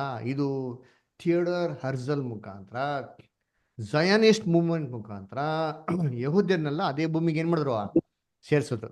ಅದೇ ಎಲ್ಲ ಯಹೂದ್ಯರು ಬಂದ್ಬಿಟ್ರ ಅಂದ್ರೆ ಇಲ್ಲ ರೀ, ಎಲ್ಲ ಯಹೂದ್ಯರು ಬಂದಿಲ್ಲ. ಯಾಕಂದ್ರೆ ಎಷ್ಟೋ ಜನ ಯಹೂದ್ಯರು ಯುರೋಪಲ್ಲಿ ಸಖತ್ ದೊಡ್ಡ ಪೊಸಿಷನ್ ಅಲ್ಲಿ ಐಶ್ವರ್ಯವಂತರಾಗಿ ಸೆಟ್ಲ್ ಆಗ್ಬಿಟ್ಟಾರೆ. ಇವರು ತನ್ನ ಭೂಮಿಗೆ ಹೋಗಕ್ಕೆ ಏನ್ ಮಾಡಿಲ್ಲ, ಮನ್ಸು ಮಾಡಿಲ್ಲ. ಅವಾಗ ದೇವ್ರು ಏನ್ ಮಾಡ್ತಾನೆ, ಎಷ್ಟು ಬೆಸ್ತರನ್ನ ಏನ್ರಿ ನಂತರ ಬೇಟೆಗಾರನ್ ಕಳಿಸ್ತಂತೆ. ಯಾರಪ್ಪ ಬೇಟೆಗಾರ? ಬೇಟೆ ಆಡ್ಬೇಕು, ಹೆಂಗ್ ಬೇಟೆ ಆಡ್ತಾನೆ? ಅದರ ಕನಿಕರ ನೋಡ್ಸಲ್ಲ, ಆ ತರ ಕನಿಕರ ನೋಡ್ಸಂತ ಬೇಟೆಗಾರನ ದೇವ್ರು ಕಳಿಸ್ತಾರೆ. ಅದು ಯಾರಪ್ಪ ಅಂದ್ರೆ ಹಿಟ್ಲರ್ ಮುಖಾಂತರ ಯಹೂದ್ಯರನ್ನ ಏನ್ರಿ ಯುರೋಪಲ್ಲಿರೋಂಥ ಎಲ್ಲಾ ಯಹೂದ್ಯರನ್ನ ಸಿಸ್ಟಮ್ಯಾಟಿಕ್ ಆಗಿ ಬೇಟೆ ಆಡೋದಾಗ ಬಿಡ್ತಾರೆ ದೇವ್ರು. ಯಾವಾಗ? ಸೆಕೆಂಡ್ ವರ್ಲ್ಡ್ ವಾರ್ ಅಲ್ಲಿ. ಅವಾಗ ಹಿಟ್ಲರ್ ಏನ್ ಮಾಡ್ತಾರೆ ಅಂತಂದ್ರೆ ಎಲ್ಲಾ ಯುರೋಪ್ ದೇಶದಲ್ಲಿ ಕಾನ್ಸಂಟ್ರೇಷನ್ ಕ್ಯಾಂಪ್ಗಳನ್ನ ಕಟ್ತಾರೆ. ನೋಡ್ಬೋದು ಏನ್ರಿ, ಒಂದೊಂದು ಕಾನ್ಸಂಟ್ರೇಷನ್ ಕ್ಯಾಂಪು ಕಮ್ಮಿ ಅಂದ್ರು 200 ಎಕರೆ ಏನ್ರಿ, 200 ಎಕರೆ ಜಮೀನಲ್ಲಿ ಒಂದು ಕಾನ್ಸಂಟ್ರೇಷನ್ ಕ್ಯಾಂಪ್ ಕಟ್ಬಿಟ್ಟು ಈ ತರ ಟ್ರೈನ್ಗಳಲ್ಲಿ ಎಲ್ಲೆಲ್ಲ ಯಹೂದ್ಯರು ಇರ್ತಾರೋ ಇವನ್ನೆಲ್ಲಾನು ಕರ್ಕೊಂಬಂದು ಸೇರಿಸ್ತಾರೆ ನೋಡ್ರಿ ಅಂತೀನಿ. ಆ ಯಹೂದ್ಯನ ಕರ್ಕೊಂಬಂದು ಸೇರಿಸ್ಬೇಕಾದ್ರೆ ಅವ್ರು ಹಾಕಿರೋಂಥ ವಸ್ತ್ರಗಳು, ಅವ್ರ ಇರ್ತಿದ್ದಂಥ ಬಟ್ಟೆಗಳು ಅಲ್ವರ, ಅವರು ಒಂದೊಂದು ಸಾಮಗ್ರಿಗಳನ್ನ ಎಲ್ಲ ಜಪ್ತಿ ಮಾಡಿಕೊಂಡು ಎಲ್ಲವನ್ನು ಬೈಫರ್ಕೇಟ್ ಮಾಡ್ತಾರೆ. ಅವ್ರು ಹಾಕಿರೋಂಥ ಶೂಗಳು, ಅವ್ರು ಹಾಕಿರೋಂಥ ಚಶ್ಮಾಗಳು, ಅವ್ರು ಹಾಕಿರೋಂಥ ವಾಚ್ಗಳು, ಅವ್ರ ಹತ್ರ ಇರೋಂಥ ಎಲ್ಲ ಬೆಳೆ ಉಳ್ಳಂಥ ಎಲ್ಲ ವಸ್ತುಗಳು. ಯಹೂದ್ಯರು ತುಂಬಾ ಶ್ರೀಮಂತರಿ, ಎಲ್ಲ ಬರೀ ಚಿನ್ನ ವಜ್ರದಲ್ಲೇ ಇದ್ರು. ಎಲ್ಲ ವಸ್ತುಗಳನ್ನ ಸೆಗ್ರಿಗೇಟ್ ಮಾಡ್ಕೊಂತಾರೆ, ಎಲ್ಲಾನು ಜಪ್ತಿ ಮಾಡ್ಕೊಂಡ್ಬಿಡ್ತಾರೆ. ಯಾರು? ಜರ್ಮನ್ಸ್, ಹಿಟ್ಲರ್ ಎಲ್ಲ ಜಪ್ತಿ ಮಾಡ್ಕೊಂಡ್ಬಿಟ್ಟು ಯಹೂದ್ಯರನ್ನ ಏನ್ ಗೊತ್ತಾ ಮಾಡ್ತಾನೆ, ಹಿಂಸೆ ಕೊಟ್ಟು, ಚಿತ್ರ ಹಿಂಸೆ ಕೊಟ್ಟು ಒಬ್ಬೊಬ್ರದ್ದು ಏನ್ರಿ ಮಾಡ್ತಾನೆ, ಸಾಯ್ಸಾಕ್ತಾನ್ರಿ. ಒಬ್ಬರದ್ದು ಬಿಡಲ್ಲ ರೀ. ಅದ್ರ ಏನಪ್ಪ ಮಾಡ್ತಾನೆ ಅಂತಂದ್ರೆ, ಯಹೂದ್ಯರು ಎಷ್ಟು ಶ್ರೀಮಂತ ಅಂತಂದ್ರೆ, ಅವ್ರಿಗೆ ಹಲ್ಲಿಗೆ ಏನೋ ಪ್ರಾಬ್ಲಮ್ ಆದ್ರೆ ಅಲ್ಲಿಗೆ ಚಿನ್ನ ಕಟ್ಟಿಸ್ಬಿಡೋರಿ. ಅದ್ರ ನೀವು ನೋಡಿರ್ಬೋದು ಅಲ್ಲ, ಹಳ್ಳಿ ಕಾಲದಲ್ಲಿ ನೋಡಿದ್ರೆ, ಹಳೆ ಕಾಲದಲ್ಲಿ ಅಲ್ಲಿಗೆ ಚಿನ್ನ ಕಟ್ಟಿರ್ತಾರೆ. ಯಹೂದ್ಯರ ಹಲ್ಲಿಗೆ ಏನೋ ಚಿನ್ನ ಇತ್ತು ಅಂದ್ರೆ ಏನ್ ಮಾಡೋರು ಗೊತ್ತಾ, ಹಿಟ್ಲರು ಬಿಡ್ತಾ ಇಲ್ಲ, ಅಲ್ಲಿ ಕಿತ್ಬಿಡೋನ್ರಿ. ಹಾ ಏನ್ ಗೊತ್ತಾ, ಅಲ್ಲನ್ನ ಕಿತ್ಬಿಟ್ಟು ಅದ್ರಲ್ಲಿ ಚಿನ್ನ ಏನ್ ಮಾಡೋದು, ಕರಗ್ಸೋ ನೋಡ್ರಿ ಅಂತೀನಿ. ಅಲ್ಲಲ್ಲಿ ಏನ್ ಚಿನ್ನ ಇದೆ ಕರಗಿಸ್ಬಿಟ್ಟು ಏನ್ ಮಾಡಕೋ, ಅದ್ರಲ್ಲಿ ಜರ್ಮನಿಗೆ ಒಡವೆಗಳು ಮಾಡ್ತಾ ಇದ್ರಂತೆ. ವಜ್ರಗಳು ಏನ್ರಿ, ವಜ್ರಗಳು ಎಷ್ಟಿತ್ತು ಗೊತ್ತಾ ಯಹೂದ್ಯರ ಹತ್ರ, ಎಲ್ಲ ವಜ್ರಗಳು ಏನ್ ಮಾಡ್ತಾರೆ ಎಲ್ಲಾನು ಸಂಗ್ರಹಣೆ ಮಾಡೋರು. ಎಷ್ಟೋ ಜನ ಯಹೂದ್ಯರು ಏನ್ರಿ ವಜ್ರ ನುಂಗ್ಬಿಡೋರು, ನಮ್ಮನ್ನ ಸೆರೆ ಕರ್ಕೊಂಡು ಹೋಗ್ಬಿಡ್ತಾರೆ ಅಂತ. ಇವನ್ನೆಲ್ಲ ಸೇನ್ ಮಾಡ್ತಾರೆ, ಸೀದಾ ಕರ್ಕೊಂಡು ಹೋಗ್ಬಿಟ್ಟು ಒಂದು ಕಾನ್ಸಂಟ್ರೇಷನ್ ಕ್ಯಾಂಪಿಗೆ ಬಿಡ್ತಾರೆ. ಆಶ್ವಿಚ್ ಅಂತ ಕ್ಯಾಂಪ್ ಪೋಲೆಂಡ್ ಅಲ್ಲಿ ಇದೆ. ಯಾರೋ ನಿಮ್ಗೇನು ಅವಕಾಶ ಸಿಕ್ಕಿದ್ರೆ ಹೋಗಿ ನೋಡ್ಕೊಂಡ್ ಬಂದಿದ್ದೀನಿ ಹೆಂಗಿದೆ ಕ್ಯಾಂಪ್ ಅಂತಂದ್ರೆ. ಆ ಟ್ರೈನ್ ಒಳಗಡೆ ಬಂದ್ರೆ ಏನ್ರಿ, ಅದೇ ಡೆಡ್ ಎಂಡ್, ಲಾಕ್ ಆಗ್ಬಿಡ್ತಾರೆ. ಎಲ್ಲೂ ಹೋಗಕ್ಕೆ ಜಾಗ ಇಲ್ಲ. ಬಂದಿರೋಂಥ ಎಲ್ಲ ಯಹೂದ್ಯರನ್ನ ಸೆಗ್ರಿಗೇಟ್ ಮಾಡ್ತಾರೆ. ಹೆಣ್ಮಕ್ಳು ಒಂದ್ ಕಡೆ, ಗಂಡ್ಮಕ್ಳು ಒಂದ್ ಕಡೆ, ಚಿಕ್ಕವ್ರು ಒಂದ್ ಕಡೆ, ವಯಸ್ಸಾದವ್ರು ಒಂದ್ ಕಡೆ, ಎಲ್ಲರನ್ನು ನೀಟಾಗಿ ಸೆಗ್ರಿಗೇಟ್ ಮಾಡ್ಬಿಟ್ಟು ಏನ್ ಗೊತ್ತಾ ಮಾಡ್ತಾರೆ, ಅವ್ರ ತಲೆ ಮೇಲಿರೋಂಥ, ಮೈ ಮೇಲಿರೋಂಥ ಎಲ್ಲೆಲ್ಲಿ ಕೂದ್ಲಿದ್ಯೋ ಎಲ್ಲ ಬೋರ್ಡ್ಸ್ ಹಾಕ್ಬಿಡ್ತಾರೆ. ಆ ಕೂದ್ಲಿಂದ ಜರ್ಮನ್ ಸೋಲ್ಜರ್ಸ್ಗೆ ಬೇಕಾಗಿರೋಂಥ ವಾರ್ಮ್ ಕ್ಲಾತ್ಸ್, ಅದರ ಬ್ಲಾಂಕೆಟ್ಸ್, ಕಾರ್ಪೆಟ್ಸ್ ಏನ್ ಮಾಡಿದ್ದಾರೆ, ಅದನ್ನೆಲ್ಲ ಮಾಡಿದ್ದಾರೆ. ಆಮೇಲೆ ಅವ್ರಿಗೆ ಈ ತರ ಕ್ಲೀನಾಗೆಲ್ಲ ಫುಲ್ ಟೋಟಲ್ ಶೇವ್ ಮಾಡಿ ಮೇಲೆ ಏನ್ ಮಾಡ್ತಾರೆ ಅಂತಂದ್ರೆ, ಲೈಫಲ್ಲಿ ಲಾಸ್ಟ್ ಬಾತ್ ಅಂತ ಕೊಡ್ತಾನೆ. ಅದಾದ್ಮೇಲೆ ಸ್ನಾನನೇ ಇಲ್ಲ ಅವ್ರು ಸಾಯೋ ತನಕ. ಈ ತರ ಸ್ನಾನ ಮಾಡಿಸ್ಬಿಟ್ಟು ಹೆಲ್ತಿ ಆಗಿರೋ ಪರ್ಸನ್ಸ್ನ ಏನ್ ಮಾಡ್ತಾರೆ, ಒಂದ್ ಕಡೆ ಹೋಗ್ತಾರೆ. ಯಾರು ಹೆಲ್ತಿ ಆಗಿಲ್ವೋ, ಮಕ್ಳುಗಳಿದ್ರೋ ಅವನ್ನೆಲ್ಲ ತಂದ್ಬಿಟ್ಟು ಗ್ಯಾಸ್ ಚೇಂಬರ್ ತುಂಬಿಬಿಡ್ತಾರೆ. ಈ ಗ್ಯಾಸ್ ಚೇಂಬರ್ ಏನಪ್ಪ ಸೈಜು ಅಂತಂದ್ರೆ ನಿಯರ್ಲಿ 20 by 10 feet ರೀ. ಹೈಟ್ ಎಷ್ಟಪ್ಪ ಇದ್ರೆ ನಾಟ್ ಮೋರ್ ದೆನ್ 6 feet. ಇದರಲ್ಲಿ ಎಷ್ಟು ಜನ ನಿಂತ್ಕೊಬೋದು ಅಂತ ಯೋಚನೆ ಮಾಡಿ ಅಂತೀನಿ. ಇದರಲ್ಲಿ ಮ್ಯಾಕ್ಸಿಮಮ್ ಒಂದು 50 ಜನ ನಿಂತ್ಕೊಬೋದ್ರಿ ಅಷ್ಟೇ. ಆದರೆ ಇಂಥ ಚೇಂಬರಲ್ಲಿ 100ಕ್ಕಿಂತ ಜಾಸ್ತಿ ಪಟ್ಟು ಜನಗಳನ್ನ ಹಾಕಿ ತುಂಬಿಬಿಟ್ಟು ಜಾಮ್ ಪ್ಯಾಕ್ ಮಾಡಿಬಿಟ್ಟು ಡೋರ್ನ ಲಾಕ್ ಮಾಡ್ಬಿಡೋರಿ. ಒಂದು ಕಿಟಕಿ ಕೂಡ ಇರ್ತಾ ಇಲ್ಲ ನೋಡಿ. ಲಾಕ್ ಮಾಡಿದ್ರೆ ಹಿಂಗೆ ಕಾಣಿಸ್ತದೆ ನೋಡಿ. ನೋಡಿ ಲಾಕ್ ತೆಗೆದ್ರೆ ಹಿಂಗಿದೆ, ಲಾಕ್ ಓಪನ್ ಮಾಡಿದ್ರೆ, ಡೋರ್ ಲಾಕ್ ಮಾಡಿಬಿಟ್ರೆ ಹಿಂಗಿದೆ ನೋಡಿದ್ರಿ. ಓಪನ್ ಮಾಡಿದ್ರೆ ಇದೆ. ಆ ಡೋರ್ ನೋಡಿ ಚಿಕ್ಕ ಒಂದೇ ಒಂದು ಹೋಲ್ ಇದೆ ನೋಡಿದ್ರಿ. ಆ ಒಂದೇ ಒಂದು ಹೋಲ್ ಇರೋದು. ಈ ಹೋಲಲ್ಲಿ ಏನು ಮಾಡೋರು ಅಂದರೆ ಪಾಯ್ಸನಸ್ ಗ್ಯಾಸ್ ಬಿಟ್ಬಿಡೋರಿ. ಬಿಟ್ಬಿಟ್ಟು ಎಲ್ಲ ಯಹೂದ್ಯರು ಸಾಯ್ಬೇಕ್ರಿ. ಅವ್ರು ಸಾಯ್ಬೇಕಾದ್ರೆ ಕೂಗೋರು ಗೊತ್ತಾ, ಆ ಧ್ವನಿ ಹೊರಗಡೆ ಜನಗಳಿಗೆ ಎಷ್ಟು ಕೇಳೋದು, ಭಯಂಕರ. 100 ಜನ ಒಟ್ಟು ಕೂಗ್ರೆ ಹೆಂಗಿರ್ತದೆ ಅದು ಜನಗಳಿಗೆ ಕೇಳಬಾರ್ದು ಅಂತ ಏನು ಗೊತ್ತಾ ಮಾಡಿದ್ರು, ಇದ್ರ ಪಕ್ಕದಲ್ಲಿ ಏನ್ರಿ ಗ್ಯಾಸ್ ಚೇಂಬರ್ ಪಕ್ಕ, ಗ್ಯಾಸ್ ಚೇಂಬರ್ ಪಕ್ಕದಲ್ಲೇನೆ ಒಂದು ಮೋಟ್ರ್ ಓಡಿಸ್ತಾ ಇದ್ರಿ, ಕಾರ್ದು ಮೋಟ್ರು, ಹಳೇ ಮೋಟ್ರು. ಅದೆಷ್ಟು ಸೌಂಡ್ ಬರಬೇಕು ಅಂದ್ರೆ ಮೋಟ್ರು, ಇಲ್ಲಿ ಸಾಯ್ತರ ಯಹೂದ್ಯರ ಧ್ವನಿ ಹೊರಗಡೆನೆ ಕೇಳಿಸ್ಬಾರ್ದು. ಆ ಥರ ಭಯಂಕರವಾಗಿ ಓಡಬೇಕು ನೋಡಿದ್ರಿ. ಆ ಥರ ಗ್ಯಾಸ್ ಚೇಂಬರಲ್ಲಿ ಯಹೂದ್ಯರು ಏನು ಮಾಡೋಣ, ಸಿಸ್ಟಮೆಟಿಕ್ ಆಗಿ ಸಾಯಿಸ್ಕೊಂಡು, ಅಲ್ಲಿ ರೂಫಲ್ಲಿ ಕಿತ್ತೋಗಿದೆ ಗೊತ್ತಾ. ಆ ಯಹೂದ್ಯರು ಪ್ರಾಣ ಬಿಡ್ಬೇಕಾದ್ರೆ ಒದ್ದಾಡ್ತಾ ತನ್ನ ಕೈನಲ್ಲಿ ಎಷ್ಟೆಲ್ಲ ಆಗ್ತಾರೋ ಅಷ್ಟೆಲ್ಲ ಏನು ಮಾಡಿ ಪ್ರಯತ್ನ ಮಾಡಿ ಏನು ಪರಿಚಿನ ಅಂತಾರೆ ಏನ್ರಿ ಅವೆಲ್ಲ ಸೈನ್ಸ್ಗಳು. ಆದರೂ ಕೂಡ ಏನು ಮಾಡಕ್ ಹೋಗಿಲ್ಲ, ಯಹೂದ್ಯರನ್ನ ಒಬ್ರು ಬಿಟ್ಟಿಲ್ಲ ನೋಡಿದ್ರಿ. ಈ ಥರ ಸಿಸ್ಟಮ್ಯಾಟಿಕ್ ಆಗಿ ಏನ್ರಿ ಆ 60 ಲಕ್ಷ ಯಹೂದ್ಯರು ಏನು ಮಾಡಿದಾರೆ, ಸಾಯಿಸ್ತಾರೆ ನೋಡಿ. ಈ ಥರ ಗ್ಯಾಸ್ ಚೇಂಬರ್ ಸತ್ತೋಗ್ಬಿಡ್ತಾರ, ಬಿಡಲ್ಲ ರೀ ಇವ್ರನ್ನಿಲ್ಲೇ. ಇಷ್ಟು ಗ್ಯಾಸ್ ಚೇಂಬರ್ ಸತ್ತೋಗ್ಬಿಟ್ರೆ ಇವ್ರನ್ನ ಬಿಡಲ್ಲ, ಎಲ್ಲಾರನ್ನೂ ಬೆತ್ತಲೆ ಮಾಡ್ಬಿಟ್ರೆ ಅಂತೀನಿ. ಇದನ್ನೆಲ್ಲ ತೊಗೊಂಡೋಗ್ಬಿಟ್ಟು ಏನು ಮಾಡೋರು ಅಂತಂದ್ರೆ ಸುಟ್ಟು ಬೂದಿ ಮಾಡಿ ಸುಟ್ಟಾಕ್ಬಿಟ್ಟು ಆ ಬೂದಿನ ಕೂಡ ಬಿಟ್ಟಿಲ್ಲ ರೀ. ಆ ಬೂದಿನ ಗೊತ್ತಾ ಮಾಡೋರೆ, ಒಂದು ಚಾವಣಿ ಹಾಕ್ಬಿಟ್ಟು ಅದ್ರಲ್ಲಿ ಏನು ಮಾಡೋರೆ, ಎಲ್ಲ ಯಹೂದ್ಯರ ಬೂದಿಗಳನ್ನ ಏನು ಮಾಡೋರೆ ಇಟ್ಟವ್ರೆ ಅಲ್ವರ. ಕರ್ತನಲ್ಲಿ ಪ್ರೀತಿ ಅಂತ ಸಹೋದರಗಳೇ, ಅದಕ್ಕೆ ದೇವ್ರು ಹೇಳಿದ್ದು, ನಾನು ಯಾರನ್ನ ಕಳಿಸ್ತೀನಿ, ಬೇಟೆಗಾರನ್ನ ಏನು ಮಾಡ್ತೀನಿ, ಕಳಿಸ್ತೀನಿ ಅಲ್ವರ. ನೋಡಿ ಈ ದೇಹಗಳನ್ನ ಸತ್ತೋಗಿದ್ಮೇಲೆ ಏನಪ್ಪ ಮಾಡೋರು ಅಂತಂದ್ರೆ, ಆ ದೇಹಗಳನ್ನ ಪೋಸ್ಟ್ ಮಾರ್ಟಮ್ ಮಾಡೋರು. ಕೆಲವೊಂದು ದೇಹಗಳನ್ನ ಯಾಕೆ ಪೋಸ್ಟ್ ಮಾರ್ಟಮ್ ಮಾಡೋರು ಅಂತಂದ್ರೆ, ಯಹೂದ್ಯರು ದೊಡ್ಡ ಶ್ರೀಮಂತರು. ಈ ತರ ಹಿಟ್ಲರ್ ಅರೆಸ್ಟ್ ಮಾಡ್ಕೊಂಡು ಗೊತ್ತಾಗಿದ ತಕ್ಷಣ ಏನ್ ಮಾಡೋರು ಅಂತಂದ್ರೆ ವಜ್ರಗಳನ್ನ ನುಂಗ್ಬಿಡೋರು. ಇದು ಹಿಟ್ಲರ್ ಗೊತ್ತಾಗಿದ ತಕ್ಷಣ ಏನ್ ಮಾಡ್ತಾನೆ, ಒಬ್ಬರದನ್ನ ಬಿಡ್ಬೇಡಿ, ಸತ್ತೋ ಈ ಮೇಲೆ ಪೋಸ್ಟ್ ಮಾರ್ಟಮ್ ಮಾಡಿ ಅಂತ every body was post mortem ಮಾಡಿ. ನೋಡಿ ಈ ಜಾಗ ಇದೆ ಪೋಸ್ಟ್ ಮಾರ್ಟಮ್ ಮಾಡೋ ಜಾಗ. ಈ ಪೋಸ್ಟ್ ಮಾರ್ಟಮ್ ಮಾಡ್ಬಿಟ್ಟು ಈ ದೇಹನ ಸುಡೋರು ಅಂತಾರೆ. ಅದರ ಹೆಂಗೆ ಸುಡೋರು ಅಂತಂದ್ರೆ, ಇವಾಗ ನಾವು ಎಲೆಕ್ಟ್ರಾನಿಕ್ ಏನ್ರಿ ಈ ಸ್ಮಶಾನ ಇದೆ ಗೊತ್ತಾ, ಎಲೆಕ್ಟ್ರಾನಿಕ್ ಚಿಮ್ನಿ, ಇದನ್ನ ನೋಡಿ ಇದೆ, ಇದನ್ನ ಕಂಡಿಡ್ದವ್ರೆ ಜರ್ಮನ್ ಏನ್ರಿ ಇಂಜಿನಿಯರಿಂಗ್. ಅದಕ್ಕೆ ಹೇಳ್ತಾರೆ ವರ್ಲ್ಡ್ ಅಲ್ಲಿ ಫೇಮಸ್ ಇಂಜಿನಿಯರಿಂಗ್ ಜರ್ಮನ್ ಇಂಜಿನಿಯರಿಂಗ್ ಅಂತ ಹೇಳ್ತಾರೆ ಅಲ್ವಾ. ಇದನ್ನ ಕಂಡಿಡಿದಿದೆ ಹಿಟ್ಲರ್ ಕಾಲದಲ್ಲಿ. ಅಲ್ಲಿವರೆಗೂ ಇಲ್ಲ, ಎಲ್ಲ ಕಟಕಗಳು ಹಾಕ್ಬಿಟ್ಟು ಸುಡೋರು. ಆದರೆ ಈ ಓವನ್ ಥರದಲ್ಲಿ ಹೆಣನ ಇಟ್ಬಿಟ್ಟು ಸುಡೋ ಅಂತ ಟೆಕ್ನಾಲಜಿ ಕಂಡಿಡಿದ್ರಿ ಯಾರು? ಹಿಟ್ಲರ್. ಇದು ಕಂಟಿನ್ಯೂಸ್ ಆಗಿ ಓಡೋದು ಏನ್ರಿ, ನಾನ್ ಸ್ಟಾಪ್ ರೀ. 8 ಮಿಷಿನ್ ಇದೆ. 8 ಮಿಷಿನ್ ಥರ 2 ಸೆಗ್ಮೆಂಟ್ಸ್ ಇದೆ. 16 ಮಿಷಿನು ನಾನ್ ಸ್ಟಾಪ್ 4 ವರ್ಷ ಏನಾಗಿದೆ ಹೊಡಿದ್ವಿ. 1 ನಿಮಿಷ ಕೂಡ ರೆಸ್ಟ್ ಇಲ್ಲ ರೀ. ಏನ್ರಿ 15-20 ಮಿನಿಟ್ಸ್ ಒಂದು ದೇಹ ಸುಟ್ಟೋಗಂತೆ, ಸುತ್ತು ತೆಗೆದೇ ಮಾಡೋಂತೆ ಬಿಸಾಕೋಂತ ರೀ. ಇವರೆಲ್ಲರ ಒಂದು ಬೂದಿಗಳನ್ನ ಈ ಥರ ಒಂದು ಚಾವಣಿಲಿ ಏನು ಮಾಡೋರೆ ಅಲ್ಲಿ ಇಟ್ಟರಂತೆ. ಇನ್ನು ಕೆಲವು ಜನ ಬದುಕಿದ್ರಲ್ಲ ಯಹೂದ್ಯರನ್ನ, ಅವ್ರನ್ನ ಈ ಬರಾಕ್ಗಳಲ್ಲಿ ಹಾಕ್ಬಿಟ್ಟು ಏನ್ರಿ ಬಿಟ್ಬಿಡೋರಂತೆ. ಅವ್ರಿಗೆ ಊಟ ಏನು ಗೊತ್ತಾ? ಒಂದು ದಿನಕ್ಕೆ ಏನು ಊಟ ಇರ್ಬೋದು ಯೋಚನೆ ಮಾಡಿದ್ದೀನಿ. ಅರ್ಧ ಲೀಟ್ರು ಬ್ಲ್ಯಾಕ್ ಟೀ, 3/4 ಕಪ್ಪು ಸೂಪು, ಒಂದೇ ಒಂದು ಸ್ಲೈಸ್ ಬ್ರೆಡ್ ರೀ. ಇದೇನೋ ಬಿಟ್ಟೋಯ್ತು ಅಂತಂದರೆ ಇಡೀ ದಿನಕ್ಕೆ ಊಟ ಇಲ್ಲ. ಆಮೇಲೆ ಕುಡಿಯೋಕ್ಕೆ ನೀರು ಕೂಡ ಕೊಡ್ತಾ ಇಲ್ಲ ಒಂದು ದಿನಕ್ಕೆ. ಆಮೇಲೆ ಏನ್ರಿ ಅವ್ರಿಗೇನೋ ವಾರಕ್ಕೊಂದ್ಸತಿ ಮಾಂಸ ಕೊಡೋರಿ.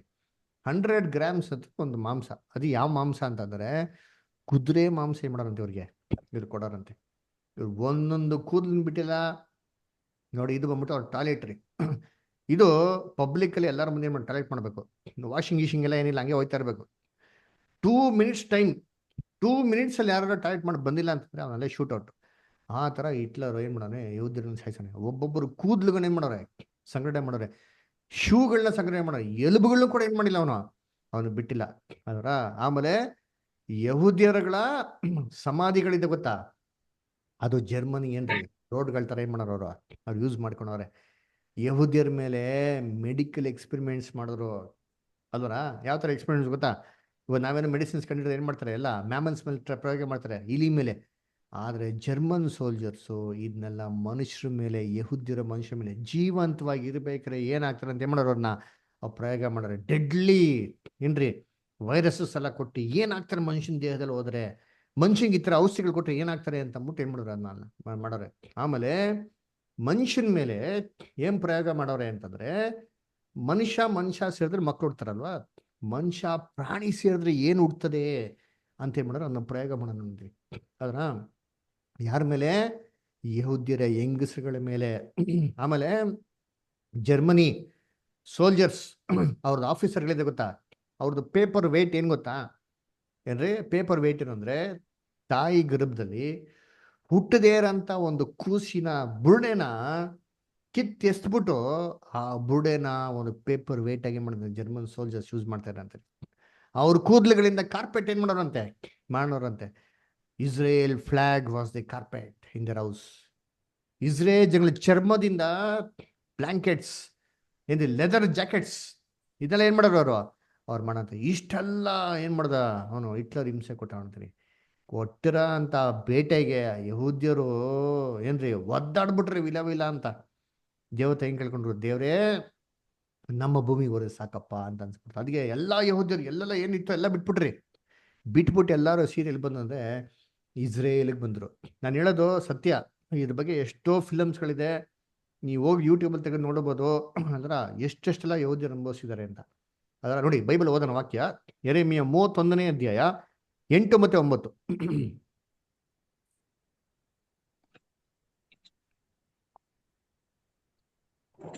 ಇಗೋ, ನಾನು ಅವರನ್ನು ಉತ್ತರ ದೇಶದಿಂದ ಬರಮಾಡುವೆನು, ದಿಗಂತಗಳಿಂದ ಅವರನ್ನು ಕೂಡಿಸುವೆನು.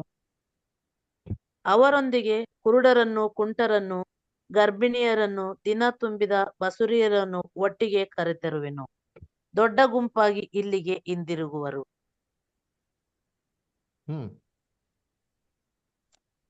ಅವ್ರು ಅಳುತ್ತಾ ಅವರು ಅಳುತ್ತಾ ನಡೆದು ಬರುವರು.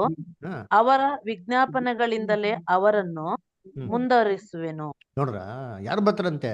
ಕುಂಟರು ಕುಡ್ರು ಹೆಂಗಿದ್ರು ಆ ಕಂಡೀಷನ್ ಬರ್ತಾರ್ರಿ. ಯಾರು ಸಂತೋಷದಿಂದ ಬಂದಿಲ್ಲ, ಕಣ್ಣೀರು ಇಡ್ತಾ ಬಂದ್ರಂತೆ.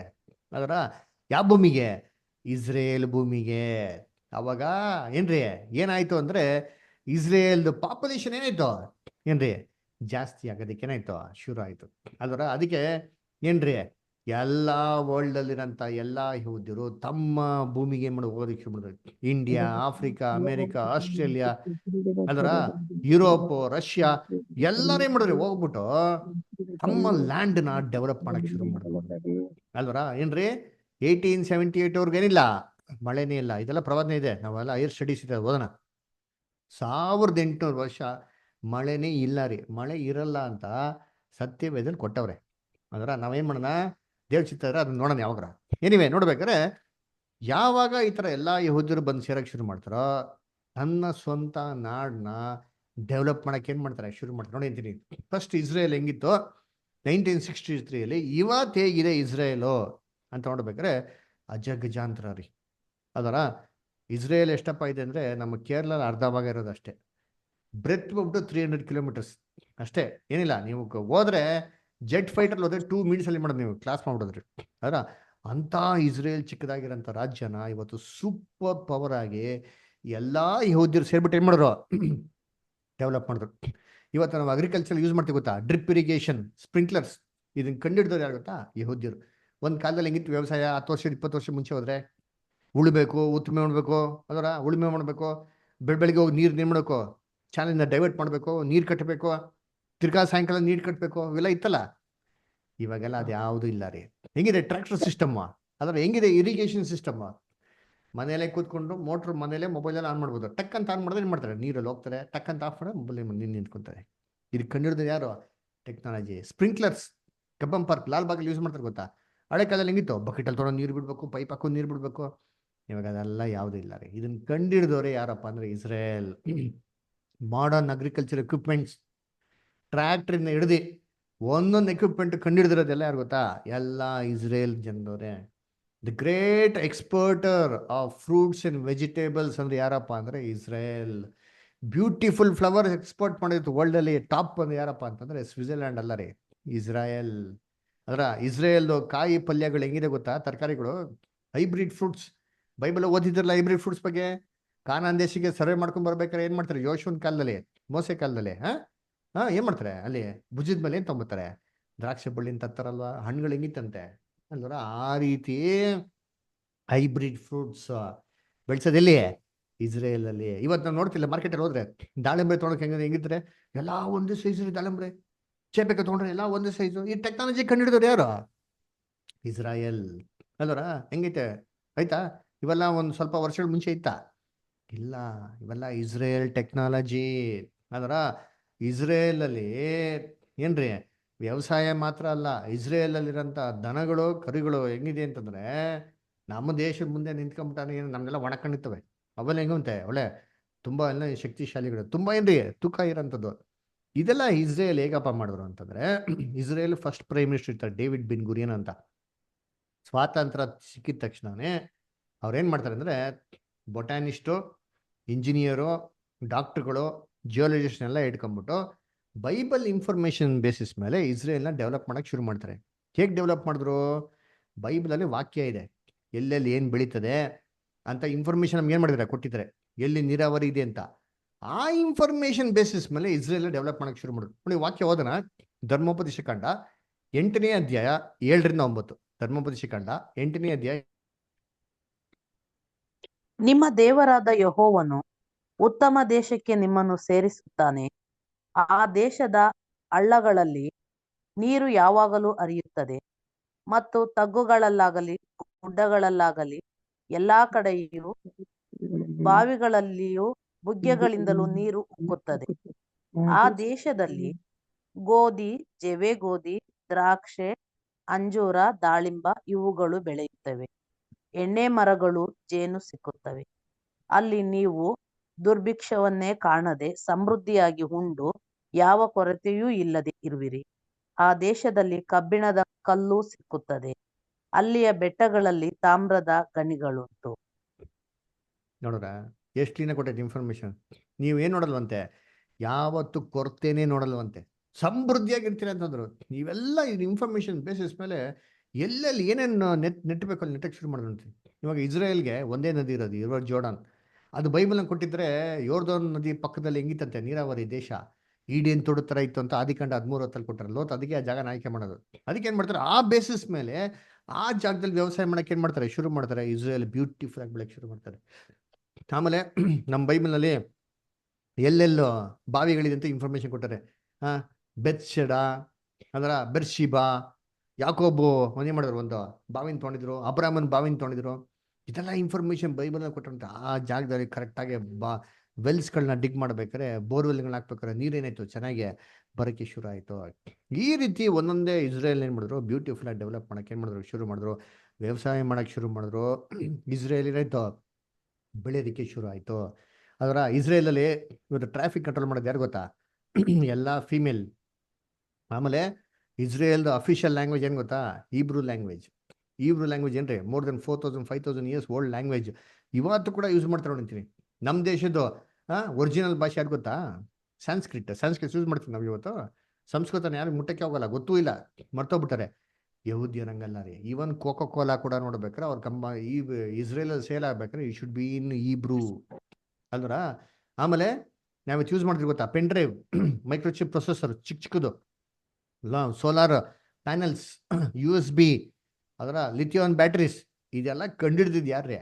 ಇಸ್ರೇಲ್. ಯೋಚನೆ ಮಾಡಿ, ಒಂದು ಕಾಲದಲ್ಲಿ ಬ್ಯಾಟ್ರಿ ಏನಿಗಿತ್ತು, ಪೆನ್ಸಿಲ್ ಬ್ಯಾಟ್ರಿ ಥರ, ಅದು ₹8, 8 ಅವರ್ ಕೂಡ ಬರಲ್ಲ. ಇವತ್ತು ಹೆಂಗಿದೆ ಅದರ ಏನ್ರಿ ಲಿಥಿಯಂ ಬ್ಯಾಟ್ರಿ ಚಾರ್ಜ್ ಮಾಡಿದ್ರೆ ಏನ್ರಿ ದಿನಗಟ್ಲೆ ಯೂಸ್ ಮಾಡ್ಬೋದು ರೀ. ವೆಹಿಕಲ್ಗೆ ಬಂದ್ಬಿಟ್ಟಿದೆ ಬ್ಯಾಟ್ರಿ ಅದು ಇವಾಗ ಅಲ್ವರ. USB ಫಸ್ಟ್ ಒಂದು ಕಾಲದಲ್ಲಿ USB ಇತ್ತಾ, ಒಂದೊಂದು ಡಿವೈಸ್ಗೆ ಒಂದೊಂದು ಕೇಬಲ್ಗಳು, ಆ ಕೇಬಲ್ ಏನೋ ವರ್ಕೇ ಆಗ್ತಾರ, ತಲೆ ಕೆಟ್ಟಬಿಡ್ದು. ಯೋಚನೆ ಬಿಟ್ಟಿದೆ. ಯೂನಿವರ್ಸಲ್ ಸೀರಿಯಲ್ ಬಸ್ ಪೋರ್ಟ್, ಯಾವುದೇ ಡಿವೈಸ್ ಒಳಗೆ ಒಂದೇ ಕೇಬಲ್ ರೀ, ಚೇಂಜಸ್ ಇಲ್ಲ. ವರ್ಲ್ಡಲ್ಲಿ ಟಾಪ್ ಮೋಸ್ಟ್ ಕಂಪನಿ ಅಮೇರಿಕಲ್ಲಿ ಟ್ರಾನ್ಸಾಕ್ಷನ್ ಮಾಡೋದು ಸ್ಟಾಕ್ ಎಕ್ಸ್ಚೇಂಜಲ್ಲಿ ಎಲ್ಲ ಯಹೂದ್ಯರ company. Levi's, Microsoft, Intel, Nike company, del, Facebook owner ಅದರ ಮ್ಯಾಕ್ ಜುಕರ್ಬರ್ಗು, ಒರಾಕಲ್, ಇವೆಲ್ಲ ಬಂದ್ಬಿಟ್ಟು ಏನ್ರಿ ಯಹೂದ್ಯರ್ದು. ಅದರ ಸೈಂಟಿಸ್ಟ್ ಯಾರು? Albert Einstein. ಇವತ್ತು ಜೂ ಗೊತ್ತಾ ನಿಮಗೆ? ಅವನೇನು ಮಾಡ್ತಾನೆ, ನ್ಯೂಕ್ಲಿಯರ್ ಫಾರ್ಮುಲಾ ಬಂದ್ಬಿಟ್ಟು ಹಿಟ್ಲರ್ ಕೈಗೆ ಸಿಕ್ಬಾರ್ದು ಅಂತ ಎಷ್ಟೋ ಏನು ಮಾಡ್ತಾನೆ, ಇಸ್ರೇಲ್ನ ಕಾಪಾಡ್ತಾನೆ. ಅಮೇರಿಕಲ್ಲಿ ದೊಡ್ಡ ದೊಡ್ಡ ಶ್ರೀಮಂತರುಗಳು ಯಾರು ಗೊತ್ತಾ? ಎಲ್ಲ ಯಹೂದ್ಯರು. ಅದಕ್ಕೆ ಅಮೇರಿಕಾ ಫುಲ್ ಸಪೋರ್ಟ್ ಯಾರಿಗೆ ಇವತ್ತು? ಇಸ್ರೇಲ್ಗೆ. ಆಮೇಲೆ ಡ್ರೋನ್ ಅದರ ಅನ್ಮ್ಯಾನ್ಡ್ ಏರ್ಕ್ರಾಫ್ಟ್ ಇದು ಕಂಡಿಡಿದ್ದು ಯಾರು? ಇಸ್ರೇಲ್. ಎಲ್ಲ ಐತೆ ಇವ್ರಿಗೂ, ಎಲ್ಲ ಪ್ಲೇನ್ ಎಲ್ಲ ಹೋಗೋರು ಏನಂತೀವಿ, ಅನ್ಮ್ಯಾನ್ಡ್ ಏರ್ಕ್ರಾಫ್ಟ್ ಇಲ್ಲೇ ಕೂತ್ಕೊಂಡು ಕಂಡಿರೋದು. ಆಮೇಲೆ ಏನ್ರಿ ಚಿಕ್ಕದಾಗಿ ಒಂದು ಕ್ಯಾಮ್ರಾ, ಏನ್ರಿ ನಮ್ಗೇನೋ ಹೊಟ್ಟೆ ಕಾಯಿಲೆ ಬಂದಂತಂದ್ರೆ ಹೊಟ್ಟೆ ಒಳಗೆ ಸ್ಕ್ಯಾನ್ ಮಾಡೋಕ್ಕೆ ಒಂದು ಚಿಕ್ಕ ಪುಟಾಣಿ ಕ್ಯಾಮ್ರಾ ಐತೆ ನೋಡ್ರಿ, ಪಿಲ್ ಕ್ಯಾಮ್ರಾ ಅಂತ ಹೇಳ್ತಾರೆ. ಇದನ್ನು ಕಂಡಿಡಿದಿದ್ದು ಯಾರು? ಇಸ್ರೇಲ್. ನೋಬೆಲ್ ಪ್ರೈಸ್ ಅದರ ಇದನ್ನು ಕಂಡಿಡಿದಿದ್ದು ಯಾರು? Zoo. Alfred Nobel is zoo. ಅವರಿಂದ ಇವತ್ತೇನಾಗಿದೆ ಎಲ್ಲರಿಗೂ ನೋಬೆಲ್ ಪ್ರೈಸ್ ಅದರ. ಅಮೇರಿಕಲ್ಲಿರೋಂಥ ಪ್ರೆಸಿಡೆಂಟು ಅವನಿಗೆ ಹಾಟ್ಲೈನ್ ಕನೆಕ್ಷನ್ನು ಯಾವ ದೇಶದ ಪ್ರಧಾನಮಂತ್ರಿಗೆ ಮಾತ್ರ ಇರೋದು ಅಂತಂದರೆ ಯಹೂದ್ಯನ ಪ್ರಧಾನಮಂತ್ರಿಗೆ ಮಾತ್ರ. ಅಂದರೆ ಏನು ಹಾಟ್ಲೈನ್ ಅಂದರೆ ಅಮೇರಿಕಾ ಪ್ರೆಸಿಡೆಂಟ್ ಹತ್ರ ಬೇರೆ ಯಾರು ಮಾತಾಡಬೇಕು ಅಂದರೆ ಅಪಾಯಿಂಟ್ಮೆಂಟ್ ತೊಗೊಬೇಕು. ಆದರೆ ಇಸ್ರೇಲ್ ಪ್ರೈಮ್ ಮಿನಿಸ್ಟರ್ ಮಾತ್ರ ಡೈರೆಕ್ಟಾಗಿ ಫೋನ್ ಮಾಡಿದ್ರೆ ಡೈರೆಕ್ಟಾಗಿ ಪ್ರೆಸಿಡೆಂಟ್ ಏನು ಮಾಡ್ತಾನೆ ಅಲ್ಲ ಪಿಕಪ್ ಮಾಡ್ತಾನೆ. ಅಷ್ಟೊಂದು ಪವರ್ಫುಲ್ ನೇಷನ್ ಯಾವುದಪ್ಪ ಅಂದರೆ ಇಸ್ರೇಲ್. ವೈರಸ್ಗೆ ಆ್ಯಂಟಿ ವೈರಸ್ ಕಂಡುಹಿಡಿದವ್ರು ಯಾರೋ? ಇಸ್ರೇಲ್. ಅದರ ಹಾರ್ಟಿಗೆ ಪೇಸ್ ಮೇಕರ್ ಕಂಡುಹಿಡಿದವ್ರು ಯಾರೋ? ಏನ್ರಿ ಇಸ್ರೇಲ್. ಇದು ನೋಡಿ ಚಿಕ್ಕ ಚಿಕ್ಕ ರೋಬೋಟ್ಗಳು ಅಲ್ವರ. ಒಂದು ಚಿಕ್ಕ ಪಕ್ಷಿಯಲ್ಲಿ ಒಂದು ರೋಬೋಟ್ ಏನು ಮಾಡೋರೆ, ಅವ್ನು ಕಂಡುಹಿಡ್ತಾರೆ ಅಲ್ವರ. ಏನ್ರಿ ಇವಾಗ ನಾವು ಗಾಡಿಯಲ್ಲಿ ಹೋಗ್ತಾ ಇರ್ತೀರಪ್ಪ, ಪೆಟ್ರೋಲ್ ಖಾಲಿ ಆಗ್ಬಿಡ್ತಾರೆ. ಪೆಟ್ರೋಲ್ ಖಾಲಿ ಆದ್ರೆ ನಾವೇನು ಮಾಡ್ತೀರಿ, ಒಂದು ಪೆಟ್ರೋಲ್ ಬಂಕ್ ಹೋಗ್ಬಿಟ್ಟು ಮತ್ತೆ ಪೆಟ್ರೋಲ್ ಹಾಕ್ಸ್ಕೊಂತೀರಿ ಅಲ್ವರ. ಸರಿ, ಏರೋಪ್ಲೇನಲ್ಲಿ ಹೋಗ್ತಾ ಇರ್ಬೇಕಾದ್ರೆ ಪೆಟ್ರೋಲ್ ಖಾಲಿ ಆಗ್ಬಿಟ್ರೆ ಏನು ಮಾಡೋದು ಏನ್ರಿ? ಅದಕ್ಕೆ ಇಸ್ರೇಲ್ ಒಂದು ಟೆಕ್ನಾಲಜಿ ಕಂಡುಹಿಡಿದವ್ರೆ. ಏನಪ್ಪ ಹೇಳ್ತಾರೆ ಅಂದರೆ ಮಿಡ್ ಏರ್ ರಿಫ್ಯೂಲಿಂಗ್ ಅಂತ ಹೇಳ್ತಾರೆ. ಇದನ್ನ ಕಂಡುಹಿಡಿದವರು ಯಾರಪ್ಪ ಅಂದರೆ ಯಹೂದ್ಯರು. ಪ್ಲೇನಿಂದ ಬರೋದು ಬೇಕಾಗಿಲ್ಲ, 900 ಕಿಲೋಮೀಟರ್ ಸ್ಪೀಡಲ್ಲಿ ಪ್ಲೇನ್ ಹೋಗ್ತಾ ಇದ್ರು ಸರಿ, ಇನ್ನೊಂದು ಏರ್ಕ್ರಾಫ್ಟ್ ಮೇಲೆ ಬಂದ್ಬಿಟ್ಟು ಆಟೋಮೆಟಿಕ್ಕಾಗಿ ಫ್ಯೂಯಲ್ ಪೈಪ್ನ ಕನೆಕ್ಟ್ ಮಾಡಿ, ಫ್ಯೂಯಲ್ ಲಿಡ್ನ ಓಪನ್ ಮಾಡಿ, ಅದೇ ಫ್ಯೂಯಲ್ನ ಕನೆಕ್ಟ್ ಮಾಡಿ ರೀಫ್ಯೂಯಲ್ ಮಾಡಿ ವಾಪಸ್ ಏನಾಗ್ತಾರೆ ಪ್ಲೇನು ಟೇಕ್ ಆಫ್ ಆಗಿ ಕಂಟಿನ್ಯೂ ಆಗ್ತಂತಾರೆ. ಇದನ್ನ ಟೆಕ್ನಾಲಜಿ ಕಂಡುಹಿಡಿದೋದು ಯಾರು ಅಂದರೆ ಇಸ್ರಾಯೇಲ್. ಅದರ ವರ್ಲ್ಡಲ್ಲಿ ನೋಡ್ಬೇಕಾದ್ರೆ ತುಂಬ ಸಫಿಸ್ಟಿಕೇಟೆಡ್ ಎಕ್ವಿಪ್ಮೆಂಟ್ಸ್ ಕಂಡಿರೋದು ಯಾರು? ಇಸ್ರೇಲ್. ಆಮೇಲೆ ಆಂಟಿಸ್ಕೆಡ್ ಮಿಸೈಲ್, ಇದ್ರ ಬಗ್ಗೆ ನಾನು ಹೇಳೋದು ಬೇಕಲ್ಲ, ಟಿವಿ ನೋಡ್ಸ್ಬಿಟ್ಟಾರೆ ಇವಾಗ. ಅದರ ಐರನ್ ಡೋಮ್, ಯಾರೋ ಇಸ್ರೇಲ್ ಮೇಲೆ ಬಾಂಬ್ ಹಾಕಕ್ಕೆ ಬಂದರೆ ಆ ಬಾಂಬ್ ಇಸ್ರೇಲ್ಗೆ ಬೀಳಲ್ಲ ನೋಡ್ರಿ. ಅದು ಬೀಳಕ್ಕೂ ಮುಂಚೆನೇ ಏನು ಮಾಡ್ತಾರೆ, ಆಕಾಶದಲ್ಲೇ ಹೊಡೆದಾಕ್ಬಿಡ್ತಾರೆ. ಇದನ್ನ ಕಂಡಿಡಿದ ಯಾರು? ಇಸ್ರೇಲ್. ಇಸ್ರೇಲು ಕಂಪಲ್ಸರಿ SLC ಓದಿದ ತಕ್ಷಣ 2 ವರ್ಷ ಎಲ್ಲಿ ಕೆಲಸ ಮಾಡಬೇಕು? ಆರ್ಮಿಲಿ. ಪ್ರತಿಯೊಬ್ಬ ಯಹೂದಿನ ಕೆಲಸ ಮಾಡಲೇಬೇಕು. ಇದು ಇಸ್ರೇಲ್ ರೂಲ್ಸ್. ಆಮೇಲೆ ಇಡೀ ವರ್ಲ್ಡಲ್ಲಿ ಏನ್ರಿ ಇಸ್ರೇಲ್ ಪ್ಲೇನ್ನ ಹೈಜಾಕ್ ಮಾಡಿರೋ ಹಿಸ್ಟ್ರಿನೇ ಇಲ್ಲ. ಇಸ್ರೇಲ್ ಜಂಗ್ಲನ್ನ ಹೈಜಾಕ್ ಮಾಡೋಣ, ಇಸ್ರೇಲ್ ಏರ್ಕ್ರಾಫ್ಟ್ನ ಹೈಜಾಕ್ ಮಾಡೋ ರೆಕಾರ್ಡ್ ಏನಾಗಿಲ್ಲ, ಇಲ್ವೇ ಇಲ್ಲ ಅಲ್ವರ. ಅದಕ್ಕೆ ನೋಡ್ಬೇಕಾದ್ರೆ ಕರ್ತನಲ್ಲಿ ಪ್ರೀತಿ ಅಂತ ಸೋದರಗಳೇ ಏನ್ರಿ ಈ ಥರ ಅನೇಕ ಒಂದು ಟೆಕ್ನಾಲಜಿ ಏನ್ರಿ ಎಲ್ಲ ಇಟ್ಕೊಂಡು ಇಸ್ರೇಲ್ನ ಡೆವಲಪ್ ಮಾಡಿರೋದು ಏನಪ್ಪ ಅಂದರೆ ಇಸ್ರೇಲ್ ಜನಗಳು. ಅದಕ್ಕೆ ಅನ್ಎಂಪ್ಲಾಯ್ಮೆಂಟ್ ತಗೊಂಡ ಅಂತಂದ್ರೆ ಇಸ್ರೇಲ್ನಲ್ಲಿ ಇಡೀ world less unemployment, single digit number ಇದ್ದಲ್ಲಿ ಇಸ್ರೇಲ್ನಲ್ಲಿ. ಸೊ ಈ ರೀತಿ ಯಾವಾಗ ಇಸ್ರೇಲ್ ಡೆವಲಪ್ ಆಯ್ತೋ ಅರಬ್ ದೇಶವ್ರಿಗೆ ಕಣ್ಣು ಕುಕ್ಕಕ್ಕೆ ಶುರು ಆಯ್ತು. ಏನಪ್ಪ, ನಮ್ಮ ಹತ್ರನೇ ಭೂಮಿ ತಗೊಂಡು ಇವ್ರು ಬಂದು ಇಲ್ಲಿ ಸೆಟ್ಲ್ ಆಗಿ ಇಲ್ಲಿ ಚೆನ್ನಾಗಿ ಡೆವಲಪ್ ಮಾಡ್ತಾನೆ, ಈ ಭೂಮಿ ನಮಗೆ ಬೇಕು ಅಂತ ಏನ್ ಮಾಡಿದ್ರು ಅವಾಗ ನಾವು ಜಗಳ ಮಾಡಿ ನಮ್ದು ಜಾಗ ಖಾಲಿ ಮಾಡಿ ಅಂತ ಜಗಳ ಮಾಡಕ್ಕೆ ಶುರು ಮಾಡಿದ್ರು. ಇದಕ್ಕೆಲ್ಲ ಲೀಡರ್ ಒಬ್ರು ಇದ್ರು, ಯಾರಂದ್ರೆ ಯಾಸರ್ ಅರಫಾತ್. ಅವ್ರೇನ್ ಮಾಡಿದ್ರು, PLO ಅಂತ ಮಾಡ್ಬಿಟ್ಟು ಪ್ಯಾಲೆಸ್ಟೈನ್ ಲಿಬರೇಷನ್ ಆರ್ಗನೈಸೇಷನ್ ಅಂತ ಮಾಡ್ಬಿಟ್ಟು ಇಸ್ರೇಲ್ಗೆ ವಿರುದ್ಧವಾಗಿ ಮಾಡೋದು, ಜಗಳ ಮಾಡಕ್ಕೆ ಗಲಾಟೆ ಮಾಡಕ್ಕೆ ಶುರು ಮಾಡಿದ್ರು. ಅದೇ ಟೈಮಲ್ಲಿ ಏನಾಯ್ತು ಅಂದ್ರೆ ಏನ್ರಿ, ಈ ಬ್ಯಾಲ್ಫೋರ್ ಡಿಕ್ಲರೇಷನ್ ಇಸ್ರೇಲ್ಗೆ ಇಷ್ಟು ಲ್ಯಾಂಡ್ ಕೊಡಬೇಕು ಅಂತ ಏನಾಯ್ತು ಡಿಕ್ಲೇರ್ ಆಯ್ತು ಆದರೆ ಅದರಲ್ಲಿ ಜಸ್ಟ್ 2% ಲ್ಯಾಂಡ್ ಮಾತ್ರ ಏನು ಮಾಡಿದ್ರು ಕೊಟ್ಟರು. ಯಾಕೆ ಕಮ್ಮಿ ಕೊಟ್ಟರು ಅಂತಂದರೆ ಆ ಟೈಮಲ್ಲಿ ಆಯಿಲ್ ವೆಲ್ಸ್ ಏನಾಯಿತು, ಏನು ಡಿಸ್ಕವರ್ ಆಯಿತು. ಚೆನ್ನಾಗಿ ಜ್ಞಾಪನ ಇಟ್ಕೊಳ್ಳಿ, ಇದುವರೆಗೂ ಆಯಿಲ್ ಅಂತ ಡಿಮ್ಯಾಂಡ್ ಇಲ್ಲ ವರ್ಲ್ಡಲ್ಲಿ. ಯಾಕೆ, ಫಸ್ಟ್ ವರ್ಲ್ಡ್ ವಾರ್ ನಂತರನೇ ಸೆಕೆಂಡ್ ವರ್ಲ್ಡ್ ವಾರ್ ಟೈಮಲ್ಲೇ ಏನಾಗಿದ್ದು, ಈ ಡೀಸೆಲ್ ಇಂಜಿನ್ನು, ಈ ಪೆಟ್ರೋಲು ಅಂತೆಲ್ಲ ಕಂಡು, ಅಲ್ಲಿವರೆಗೂ ಇದ್ದಿದ್ದು ಬರೀ ಚಾರ್ಕೋಲೆ. ಚೆನ್ನಾಗಿ ಜ್ಞಾಪನ ಇಟ್ಕೊಳ್ಳಿ, ಏರ್ಕ್ರಾಫ್ಟ್ ಎಲ್ಲ ಯಾವುದು ಕಂಡುಹಿಡಿದಿಲ್ಲ. ರೈಟ್ ಬ್ರದರ್ಸ್ ಅದಾದ್ಮೇಲೆ ಏನು ಮಾಡಿದ್ರು, ಎಲ್ಲ ಕಂಡುಹಿಡಿದ್ದು. ಸೊ ಯಾವಾಗ ಇದೆಲ್ಲ ಕಂಡುಹಿಡಿಯಕ್ಕೆ ಶುರು ಮಾಡಿದ್ರು, ಫ್ಯೂಯಲ್ಗೆ ಡಿಮ್ಯಾಂಡ್ ಬರೋಕ್ಕೆ ಶುರು ಆಯಿತು. ಈ ಫ್ಯೂಯಲ್ ಇದ್ದಿದ್ದಲ್ಲಿ ಮಿಡಿಲ್ ಈಸ್ಟಲ್ಲಿ. ಯಾವಾಗ ಮಿಡಿಲ್ ಈಸ್ಟಲ್ಲಿ ಮಾತ್ರ ಫ್ಯೂಯಲ್ ಇದೆ ಅಂತ ಗೊತ್ತಾಗಿದ್ದ ತಕ್ಷಣ ಅರಬ್ ದೇಶರು ವರ್ಲ್ಡ್ ಪವರ್ ಮೇಲೆ ಏನು ಮಾಡಿದ್ರು, ಪ್ರೆಷರ್ ಹಾಕೋಕ್ಕೆ ಶುರು ಮಾಡಿದ್ರು, ಇಸ್ರೇಲ್ಗೆ ಅಷ್ಟು ಜಾಗ ಕೊಡಬೇಡಿ ಅಂತ. ಅದಕ್ಕೆ ಆದಷ್ಟು ಕಮ್ಮಿ ಜಾಗ ಏನು ಮಾಡ್ತಾರೆ, ಇಸ್ರೇಲ್ಗೆ ಕೊಡ್ತಾರೆ. ಅದಕ್ಕೆ ಇಸ್ರೇಲ್ಗೆ 1948 ಈ ರೀತಿ ಏನಾಯಿತು, ಸ್ವಾತಂತ್ರ್ಯ ಸಿಕ್ಕಿರೋದು. ಸ್ವಾತಂತ್ರ್ಯ ಸಿಕ್ಕಿದ್ದು ನೆಕ್ಸ್ಟ್ ದಿನಾನೇ ಏನಾಗಿದೆ ಗೊತ್ತಾ, ಅಕ್ಕಪಕ್ಕದ ದೇಶದವ್ರು ಎಲ್ಲರೂ ಬಂದ್ಬಿಟ್ಟು ಇಸ್ರೇಲ್ನ ತಳ್ಬಿಟ್ಟು ಸಮುದ್ರಕ್ಕೆ ಹಾಕ್ಬಿಡೋಣ ಅಂತ ಏನು ಮಾಡಿದ್ರು, ಪ್ಲ್ಯಾನ್ ಮಾಡಿದ್ರು. ಆದರೂ ಕೂಡ ಇಸ್ರೇಲ್ ಯುದ್ಧದಲ್ಲಿ ಸೋತಿಲ್ಲ. ಇಸ್ರೇಲೇ ಮಾಡೋದು ಯುದ್ಧದಲ್ಲಿ ಗೆದ್ದರು. ಆಮೇಲೆ 1967 ಒಂದು ವಾರ ಆಯ್ತು ರೀ, ಆವಾಗೂ ಕೂಡ ನೋಡ್ಬೇಕ್ರೆ ಯಹೂದ್ಯರೆಲ್ಲನೂ ಸಾಯಿಸ್ಬಿಡೋಣ ಅಂತ ಅಂದ್ಬಿಟ್ಟು ಏನ್ರಿ 6 ದೇಶದವ್ರು ಏನು ಮಾಡಿದ್ರು, ಇಸ್ರೇಲ್ನ ಅಟ್ಯಾಕ್ ಮಾಡೋಂತ 6 ದಿನ ಅಟ್ಯಾಕ್ ಮಾಡಿದ್ರು. ಇಸ್ರೇಲು ಆ ಯುದ್ಧ ಅನ್ನೋದು ಕೂಡ ಸೋಲ್ತಿಲ್ಲ. ಈ ರೀತಿ ನೋಡ್ಬೇಕಾರೆ ಕರ್ತನಲ್ಲಿ ಪ್ರೀತಿ ಅಂತ ಸೋರಸರುಗಳೇ, ಇಸ್ರೇಲ್ ಮೇಲೆ ಯಾರೆಲ್ಲ ಅಟ್ಯಾಕ್ ಮಾಡಕ್ ಬಂದ್ರೋ ಅವರೆಲ್ಲ ಸತ್ತೋಗೋರೆ ಹೊರತು ಇಸ್ರೇಲ್ನ ಯಾರು ಇದುವರೆಗೂ ಸೋಲ್ಸೋ ರೆಕಾರ್ಡೇ ಏನಾಗಿಲ್ಲ ರೀ, ಇಲ್ವೇ ಇಲ್ಲ. ಅದರ ಈಜಿಪ್ಟ್ ಇರ್ಬೋದು, ಸಿರಿಯಾ ಇರ್ಬೋದು, ಲೆಬನಾನ್ ಇರ್ಬೋದು, ಯಾರು ಇಸ್ರೇಲ್ ಮೇಲೆ ಗೆಲ್ಲಕ್ಕೆ ಏನಾಗಿಲ್ಲ, ಸಾಧ್ಯನೇ ಆಗಿಲ್ಲ. ಅದಕ್ಕೆ ಬೈಬಲ್ನಲ್ಲಿ ಹೇಳ್ಬೇಕಾರೆ ಇವ್ರ ಬಗ್ಗೆ ಏನು ಹೇಳ್ತಾರೆ ಅಂತಂದ್ರೆ ಏನ್ರಿ, ಇವ್ರು ಎಲ್ಲ ರೀತಿಯಲ್ಲಿ ಪ್ರೂಫ್. ಏನಕ್ಕೆ ಪ್ರೂಫು, ಇವ್ರು ನಿಜವಾಗ್ಲೂ ದೇವ್ರ ಮಕ್ಕಳು ಅಂತ. ನೋಡಿ ವಾಕ್ಯ ಓದೋಣ, ಯೆರೆಮೀಯ 24:6. ಅವರನ್ನು ಕಟ್ಟಾಕಿಸಿ ಈ ದೇಶಕ್ಕೆ ತಿರುಗಿ ಬರಮಾಡುವೆನು. ಅವರನ್ನು ಕಟ್ಟುವೆನು, ಕೆಡುವುದಿಲ್ಲ, ನಡುವೆನು, ಕೀಳುವುದಿಲ್ಲ. ಅವರು ನನ್ನನ್ನು ಯೆಹೋವನೆಂದು ಗ್ರಹಿಸತಕ್ಕ ಹೃದಯವನ್ನು ಅವರಿಗೆ ಅನುಗ್ರಹಿಸುವೆನು. ಅವರು ನನ್ನ ನೆಟ್ಟವರು ಜನ ಕೆಡುವುದಿಲ್ಲ. ಇವಾಗ ನೆಟ್ಟಿರೋ ದೇವ್ರು ಅದನ್ನ ಕಿತ್ತಾಕೋರು ಬಿಡ್ತಾರ ದೇವ್ರು. ಯಾವ ರಾಜ್ಯದವರು ಇಸ್ರೇಲ್ ಮೇಲೆ ಯುದ್ಧಕ್ಕೆ ಬಂದ್ರೆ ಗೆಲ್ಲಂತ ರೆಕಾರ್ಡೇ ಇಲ್ಲ ರೀ. ಅದಕ್ಕೆ ರೆಕಾರ್ಡು ಇಲ್ಲ. ಅದಕ್ಕೆ ಹೇಳ್ತಾರೆ ಗೊತ್ತಾ, ಇವರು ಎಂಥವ್ರು ಅಂತಂದ್ರೆ fire proof, bullet proof, water proof, total god proof ಯಾರಿಗಪ್ಪ ಅಂತಂದ್ರೆ ಯಹೂದ್ಯರಿಗಿದೆ. ಅದರ ಸರಿ, ಇದೆಲ್ಲ ನೋಡಿದೀನಿ ರೀ ಇತಿಹಾಸ. ಇದು ಇವತ್ತಿನಂತ ಒಂದು ಸನ್ನಿವೇಶ. ಇವತ್ತು ಕೂಡ ನಾನು ಟಿವಿಲಿ ನೋಡ್ತಾ ಇದ್ದೆ ಗೊತ್ತಾ, ಯಹೂದ್ಯರನ್ನ ಯಾರು ಮುಟ್ಟಕ್ಕೇನಿಲ್ಲ, ಸಾಧ್ಯ ಇಲ್ಲ. ಅದರ ಯಹೂದ್ಯರು ಎಲ್ಲ ಚಿಂದಿ ಮಾಡ್ತಾವ್ರೆ, ಯಾರು ಇವ್ರ ಸವಾಸಕ್ಕೆ ಬರೋಕ್ಕಾಗ್ತಲ್ಲ, ಎಲ್ಲ ದೂರದಿಂದ ಅಟ್ಯಾಕ್ ಮಾಡ್ತಾವ್ರೆ. ಯಾರು ಇಸ್ರೇಲ್ ಮೇಲೆ ದಂಧೆ ಫೇಸ್ ಟು ಫೇಸ್ ಅಟ್ಯಾಕ್ ಮಾಡೋಕ್ಕೆ ಸಾಧ್ಯ ಆಗಿಲ್ಲ. ಇದ್ರ ಬಗ್ಗೆ ಎಲ್ಲ ಪಾಠ ಇದೆ, ನೋಡೋಣ, ಹೈರ್ ಸ್ಟಡೀಸ್ ಇದೆ ಆಯ್ತಾ. ಸರಿ, ಫ್ಯೂಚರ್ ಏನಾಗ್ಬೋದು, ನಮ್ಗೆ ಅದೇ ತಾನೇ ಇರೋದು. ಫ್ಯೂಚರ್ ಏನಾಗ್ತದೆ, ಫ್ಯೂಚರ್ ಏನಾಗ್ಬೋದು ಅಂದರೆ ಇವತ್ತು ನಾವು ಟಿವಿಯಲ್ಲಿ ಏನು ನೋಡ್ತಾ ಇದ್ದೀರೋ ಇದು ಸ್ಯಾಂಪಲ್ ನೋಡ್ತಾ ಇರೋದು 10%, ಇದು 100% ಆಗ್ಬೇಕ್ರಿ. ಹೆಂಗೆ 100% ಆಗಬೇಕು ಅಂತಂದರೆ ಇಸ್ರೇಲ್ ಮೇಲೆ ಬರೀ ಇರಾನ್ ಮಾತ್ರ ಅಲ್ಲ ರೀ, ಇಡೀ ವರ್ಲ್ಡ್ ಅಟ್ಯಾಕ್ ಮಾಡ್ತಾರೆ. ಬೈಬಲ್ ಹೇಳ್ತಾರೆ ನೋಡ್ತೀನಿ, ಓದೋಣ. ಜೆಕರ್ಯ 14ನೇ ಅಧ್ಯಾಯ 1 ಮತ್ತು 2 ಓದ್ರಿ.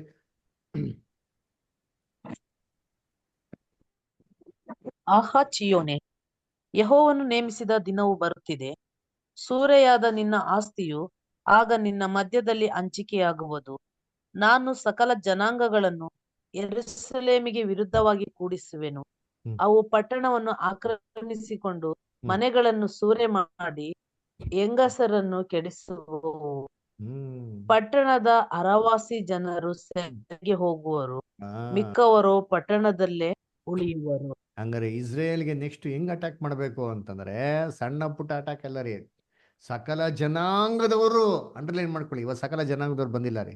ಅದರ ಸಕಲ ಜನಾಂಗದವರು ಇಸ್ರೇಲ್ ಅಟ್ಯಾಕ್ ಮಾಡಕ್ ಬರಬೇಕು. ಅರ್ಧ ನಿವಾಸಿಗಳು ಜನ ಸೆರೆಗೆ ಹೋಗ್ಬೇಕು. ಅಕ್ಟೋಬರ್ 7 ಹೋದ ವರ್ಷ ಜನ ಹೋದ್ರು ಸೆರೆಗೆ, ಬರೀ 220 ಜನ ರೀ. ಬೈಬಲ್ ಪ್ರಕಾರ ಅರ್ಧ ಪಟ್ನ ಏನಾಗ್ಬೇಕ್ರಿ, ನಾಶ ಬಿಡ್ಬೇಕ್ರಿ. ಇನ್ನು ಅರ್ಧ ಪಟ್ನ ಉಳ್ದಿರ್ತ ನೋಡಿದ್ರಿ, ಅವ್ರ ಮುಖಾಂತರನೇ ದೇವ್ರು ಕಾಪಾಡೋದು. ಅವಾಗ ಇಸ್ರೇಲ್ಗೆ ಇವತ್ತು ನೋಡಿದ್ರೆ ಟೆಕ್ನಾಲಜಿ, ಇಷ್ಟು ಎಕ್ವಿಪ್ಮೆಂಟ್ಸ್ ಇದೆ, ಇಷ್ಟು ಮಿಲಿಟರಿ ಫೋರ್ಸ್ ಇದೆ, ಇಷ್ಟು ಸಪೋರ್ಟ್ ಇದೆ, ಯಾವುದು ವರ್ಕ್ ಆಗಲ್ಲ ರೀ ಇಸ್ರೇಲ್ಗೆ.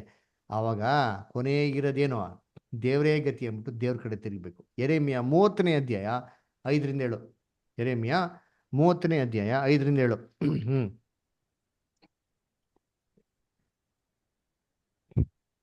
ಯೆಹೋವನು ಯೆಹೋ- ಇಂತೆನ್ನುತ್ತಾನೆ, ಭೀತಿಯಿಂದಾಗುವ ಶಬ್ದವು ಕೇಳಿಸಿದೆ, ಹ್ಮ್ ಭಯವೇ ಹೊರತು ಸಮಾಧಾನವಿಲ್ಲ. ಹ್ಮ್ ವಿಚಾರಿಸಿ ನೋಡಿರಿ, ಗಂಡಸು ಪ್ರಸವ ವೇದನೆ ಪಡುವುದುಂಟೆ? ಹ್ಮ್ ಪ್ರತಿಯೊಬ್ಬನು ಹೆರುವವಳಂತೆ ಸೊಂಟವನ್ನು ಹಿಸುಕಿಕೊಳ್ಳುವುದು, ಹ್ಮ್ ಎಲ್ಲಾ ಮುಖಗಳು ಬಿಳಿಚಿಕೊಂಡಿರುವುದು. ಹ್ಮ್ ಇವು ಏಕೆ ನನ್ನ ಕಣ್ಣಿಗೆ ಬೀಳುತ್ತವೆ? ಏಕೆ ನನ್ನ ಕಣಿಗೆ ಬೀಳ್ತವೆ? ಗಂಡಸರು ಪ್ರಸವ ಏನೇನು ಪಡ್ತಾರಾ? ಇಲ್ಲ ರೀ. ಆ ಸಿಚುವೇಶನ್ ಬರ್ತಂತೆ ಇಸ್ರೇಲ್, ಇನ್ನೂ ಬಂದಿಲ್ಲ ರೀ. ಅರ್ಧ ನಿವಾಸಿ ಜನಗಳು ಸೆರೆಗೆ ಹೋಗ್ಬಿಟ್ರೆ ಇಡೀ ವರ್ಲ್ಡ್ ಪವರ್ಸ್ ಎಲ್ಲ ಅವ್ರನ್ನ ಅಟ್ಯಾಕ್ ಮಾಡಕ್ ಬಂದ್ರೆ ಹೆಂಗಿರ್ತಾರೆ? ಗಂಡಸ್ರಿಗೂ ಪ್ರಸವ ವೇದನೆ ಅಂತ ಭಯ ಬರಕ್ ಶುರು ಆಗ್ತದೆ ಅಲ್ಲರ. ಆ ಭಯದಲ್ಲಿ ಯಾರ್ದೋ ಅವ್ರನ್ನ ಕಾಪಾಡಕ್ ಸಾಧ್ಯ ಇಲ್ಲ ರೀ. ದೇವ್ರೊಬ್ಬರೇ. ಆ ದೇವ್ರ ಕಡೆ ತಿರುಗದಿಕ್ಕೆ ದೇವ್ರ ಮಾರ್ಗನ ಸಿದ್ಧ ಮಾಡ್ತಂತೆ. ಬಂದ ನೆಕ್ಸ್ಟ್. ಅಯ್ಯೋ, ಆ ದಿನವು ಘೋರವಾದದ್ದು, ಅದಕ್ಕೆ ಎಣೆ ಇಲ್ಲ. ಅದು ಯಾಕೋಬ್ಯರಿಗೆ ಇಕ್ಕಟ್ಟಿನ ದಿನ, ಆದರೂ ಅದರಿಂದ ಪಾರಾಗುವರು. ನೋಡ್ರ, ಯಾಕೋಬಿನ ಇಕ್ಕಟ್ಟಿನ ದಿನ ದೇವ್ರು ಆದ್ರೂ ಅವ್ನು ಏನ್ ಮಾಡ್ತಾನಂತೆ, ಕಾಪಾಡ್ತಾನಂತೆ. ಎಕ್ಸಾಂಪಲ್ ಹೆಂಗೆ ಅಂತ ನೋಡಿ, ಇಲ್ಲಿ ಫೋಟೋ ನೋಡ್ಬೋದು. ಈ ಫೋಟೋಲ್ಲಿ ನೋಡಿ, ಎಲ್ಲಾರು ಸೇರ್ಬಿಟ್ಟು ಒಬ್ಬನ ನೋಡಿತಾರೆ ನೋಡ್ರಿ ಅಂತೀನಿ. ಅವ್ನು ಒದೆ ತಿಂದ್ರೆ ಮನುಷ್ಯ ಹೆಂಗಿದೆ ನೋಡ್ರಿ, ಅವ್ನು ಸಣ್ಣಕ್ಕಿದ್ದಾನ ಇಲ್ಲ ರೀ, ಒಳ್ಳೆ ಬಾಡಿ ಇದೆ, ಸಖತ್ ಬಾಡಿ ಇದೆ, ಪವರ್ಫುಲ್ ಆಗಿದ್ದಾನೆ ಅಲ್ವರ. ಆ ಅಕ್ಕಪಕ್ಕದ ಇರೋ ನೋಡಿ, ಯಾರು ಇಷ್ಟು ಪವರ್ಫುಲ್ ಆಗಿ ಇದ್ದಂಗಿಲ್ಲ, ಯಾರು ಗಟ್ಟಿಶಾಲಿ ಏನ್ರಿ ಬಲಶಾಲಿಯಾಗಿ ಯಾರು ಇದ್ದಂಗಿಲ್ಲ. ಆದ್ರೂ ಇವನು ಏಟ್ ತಿಂತವನೆ, ಎಲ್ಲರೂ ಹೊಡಿತವ್ರೆ. ಅವ್ನ ಕೈಗಳು ಹೆಂಗಿದೆ ಅಂತಂದ್ರೆ, ಬಿದ್ದರೆ ಏಟಿಗೆ ಏನ್ ಮಾಡ್ತಾನೆ, ದಯವಿಟ್ಟು ಏನ್ ಮಾಡ್ರಿ, ಬೇಡ ಬಿಟ್ಬಿಡ್ರಿ, ಬೇಡ ಬಿಟ್ಬಿಟ್ಟು ಏನ್ ಕೇಳ್ತಾವನೆ. ಅಷ್ಟು ಬಲಶಾಲಿಯಾಗಿರೋಂಥ ಮನುಷ್ಯ ಬಿದ್ದಿರೋಂಥ ಏಟಿಗೆ ದಯವಿಟ್ಟು ಬಿಟ್ಬಿಡಿ ಅಂತ ಕೈ ಚಾಚಿ ಅವ್ನು ಕೇಳ್ಕಂತಾನೆ ಅಂತಂದ್ರೆ ಹೆಂಗಿರ್ಬೇಕು ಏಟಂಗಾರೆ. ಇದೇ ಇಸ್ರೇಲ್ಗಾಗೋದು. ಇವತ್ತು ಇಸ್ರೇಲ್ ವರ್ಲ್ಡ್ ಅಲ್ಲಿ ಏನ್ ಮಾಡ್ತಾರೆ, ನಮ್ಮ ಸವಾಸಕ್ಕೆ ಬಂದ್ರೆ ಹಂಗ್ ಮಾಡ್ತೀನಿ ಹಿಂಗ್ ಮಾಡ್ತೀನಿ ಅಂತ ಹೇಳ್ತಾರಲ್ಲ. ಫ್ಯೂಚರಲ್ಲಿ ಏನಪ್ಪ ಆಗ್ತಾರೆ ಅಂತಂದ್ರೆ, ಇವರೆಲ್ಲ ಕೈ ಜೋಡಿಸಿ ಬೇಡಂತ ಸನ್ನಿವೇಶ ಏನ್ ಮಾಡ್ತಾರೆ, ದೇವರು ತರ್ತಾರೆ. ನೋಡಿದ್ರೆ ಮನುಷ್ಯ ನೋಡಿ, ಮನುಷ್ಯನಿಗೆ ಯಾವಾಗ ಇಕ್ಕಟ್ಟು ಬಂದ್ಬಿಡ್ತಾರೋ ಮನುಷ್ಯ ಏನ್ ಮಾಡ್ತಾನೆ, ಬೇಡ್ಕೊಳಕ್ಕೆ ಶುರು ಮಾಡ್ತಾನೆ. ಯಹೂದ್ಯರು ಯಾರನ್ನ ಬೇಡ್ಕೊಂತಾರೆ ಅಂತಂದ್ರೆ, ಯಹೂದ್ಯರು ಕರ್ತನನ್ನ ಬೇಡ್ಕೊಂತಾರೆ, ದೇವ್ರನ್ನ ಬೇಡ್ಕೊಂತಾರಂತೆ. ನೋಡಿ, ಎಜೆಕಿಯಲ್ 38:16 ಓದಿ ಮೊದಲು.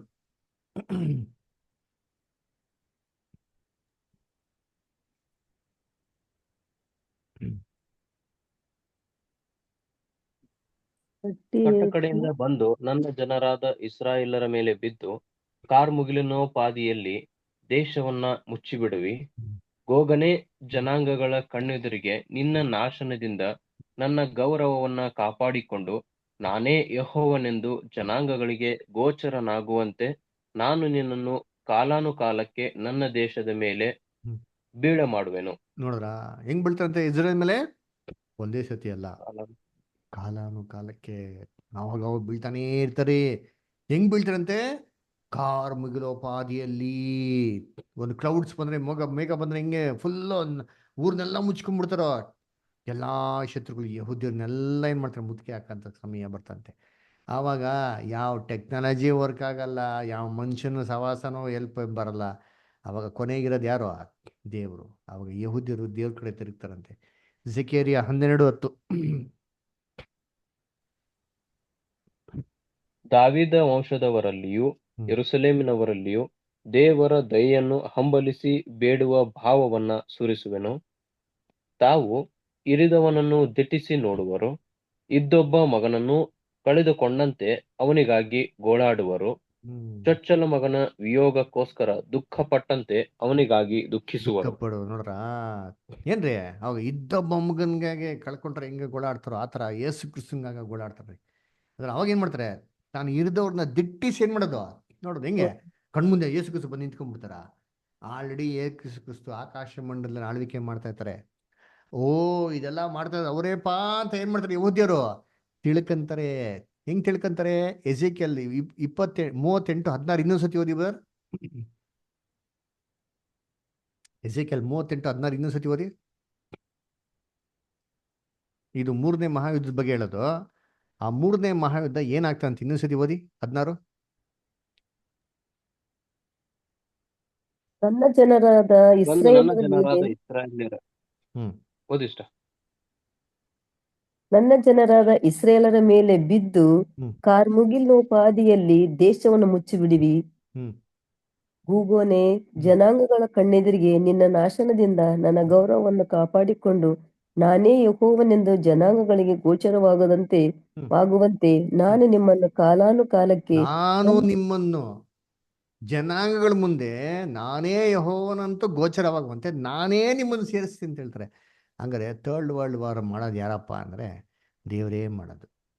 ದೇವರೇ ಯಹೂದ್ಯರ ಮೇಲೆ ಶತ್ರುಗಳೇನು ಮಾಡ್ತಾರೆ, ಬಿಳ ಮಾಡ್ತಾರೆ. ಯಾಕೆ?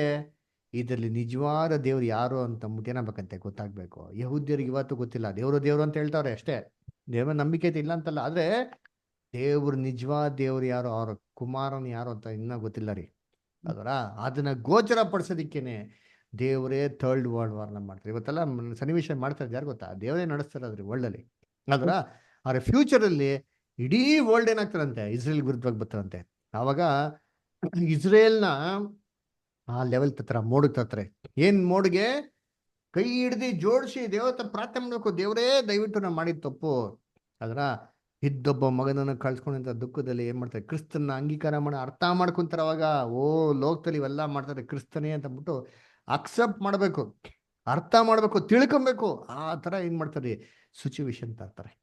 ಅದರ ಆ ಸಿಚುವೇಶನ್ ತಂದ ಅವಾಗ ದೇವ್ರು ಏನು ಮಾಡ್ತಾರೆ, ಜಕೇರಿಯ 14 ಓದ್ರಲ್ಲ ಏನ್ರಿ, ಇಡೀ ಲೋಕನ ಏನು ಮಾಡ್ತಾರೆ ಇಸ್ರೇಲ್ ಮೇಲೆ ಅಟ್ಯಾಕ್ ಮಾಡಕ್ಕೆ ಕರೆಸ್ತೀರಿ ಅಂತ. ಅವಾಗ ದೇವ್ರು ಏನು ಮಾಡ್ತಾರೆ, ಇವರು ಪ್ರೇಯರ್ನ ಕೇಳ್ಬಿಟ್ಟು ಜಕೇರಿಯ 14:3 ಇವಾಗ ಓದಿ. ಜಕೇರಿಯ 14 ಚಾಪ್ಟರ್ 3rd ವರ್ಸ್ ಓದಿ. ಆಗ ಯೆಹೋವನು ಹೊರಟು ಯುದ್ಧ ದಿನದಲ್ಲಿ ಹೇಗೋ ಹಾಗೆಯೇ ಆ ಜನಾಂಗಗಳಿಗೆ ಪ್ರತಿಭಟಿಸುವನು.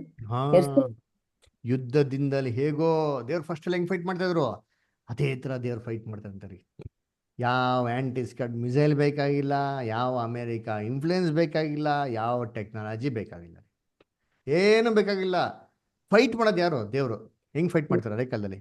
ಗಿಡಿಯೋನ್ ಬಗ್ಗೆ ಓದಿದ್ರಲ್ಲ ಏನ್ರಿ, 1,20,000 ಜನ ಬರ್ತಾರೆ. ಗಿಡಿಯೋನ್ ಏನಂತಾರೆ, ಬೇಡಪ್ಪ ಜಾಸ್ತಿ ಆಯ್ತು, 32,000 ಬೇಡ, ಕಳಿಸ್ಕೊಟ್ಟು ಮನೆಗೆ ಅಂತ ಹೇಳ್ತಾರೆ. 22,000 ಜನ, 10,000 ಉಳ್ತಾರೆ, 10,000 ಜನನ ಬೇಡ, 300 ಜನ. 300 ಜನಕ್ಕೆ ಏನ್ ಹೇಳ್ತಾರೆ, ನೀವೆಲ್ಲ ಕತ್ತಿ ತಗೊಳ್ಳಿ, ಗುರಾಣಿ ತಗೊಳ್ಳಿ, ಯುದ್ಧಕ್ಕೆ ಹೋಗಿ ಯುದ್ಧ ಆಡ ಅಂತ ಹೇಳ್ತಾರಾ? ಇಲ್ಲ ರೀ. ಸುಮ್ಮನೆ ತುತ್ತೂರಿ ಓದಿ, ನಿಮ್ಮ ಟಿಗಳನ್ನೇ ಮಾಡಿ ನೀವು ಮಡಿಕೇಳ್ದಿರೋದನ್ನ ಹೊಡೀರಿ ಅಷ್ಟೇ. ಇವ್ರು ಮಾಡಿ ಕೆಳ ಹೋಗೋದಕ್ಕೆ ಯುದ್ಧನೇ ಏನು ಮುಗ್ದೋಗೈತೆ, ಎಲ್ಲ ಸತ್ತೋಗೋರೆ, ಲೂಟಿ ಮಾಡ್ಕೊಂಡು ಬರ್ತಾರೆ. ಇದು ದೇವರ ಆಡಂತ ಯುದ್ಧ. ಅದರ ಸೆನೆಕೆರಿಬ್ ಅದರ ಅಟ್ಯಾಕ್ ಮಾಡಕ್ ಬರ್ತಾನೆ ಇಸ್ರೇಲ್ ಮೇಲೆ. ಅದರ ಹೆಜಿಕಿಯ ರಾಜ ಪ್ರಾರ್ಥನೆ ಮಾಡ್ತಾನೆ, ದೇವರೇ ನಿಮ್ಗೆ ನಿಂದನೆ ಮಾಡತ್ರ ಪತ್ರ ನೋಡು ದೇವ್ರೆ ಅಂತ ಹೇಳ್ಬಿಟ್ಟು ಕಣ್ಣೀರು ಇಟ್ಬಿಟ್ಟು ಪ್ರಾರ್ಥನೆ ಮಾಡಿದ ತಕ್ಷಣ ಮಲ್ಕೊಂತಾನ ರಾಜ. ಬೆಳಿಗ್ಗೆ ಎದ್ದು ನೋಡೋದಕ್ಕೆ ಒಬ್ಬ ದೇವದೂತ ಬಂದು 1,85,000 ಜನ ಹೊಡೆದು ಬಿಸಾಕೋರೆ. ಯೋಚನೆ ಮಾಡ್ರಿ ಅಂತೀನಿ, ಇದು ದೇವ್ರು ಮಾಡಂತ ಯುದ್ಧ. ಆ ಯುದ್ಧ ಆಗಿದ ತಕ್ಷಣ ಇಸ್ರೇಲ್ ಜನಗಳ ಕಣ್ಗಳು ತೆರೀತಾ, ಹೌದಪ್ಪ ಅಯ್ಯೋ ದೇವ್ರು ಮಾಡಿತ್ತ ತಿಳ್ಕೊಂಡ್ರ. ಆ ಥರ ತಿಳ್ಕೊಬೇಕ್ರಿ. ಆ ಥರ ಥರ್ಡ್ ವರ್ಲ್ಡ್ ವಾರ್ ಅಲ್ಲಿ ಇಸ್ರೇಲ್ಗೆ ದೇವ್ರು ಏನ್ ಮಾಡ್ತಾರೆ, ಡೆಲಿವರೆನ್ಸ್ ಕೊಡ್ತಾರೆ.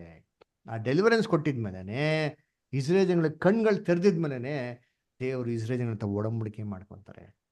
ಏನಂತ ಒಡಂಬಡಿಕೆ ಮಾಡ್ಕೊತಾರೆ ಓದಿ. ಯೆರೆಮೀಯ 31ನೇ ಅಧ್ಯಾಯ 31ರಿಂದ 34. Jeremiah 31st chapter 31 to 34.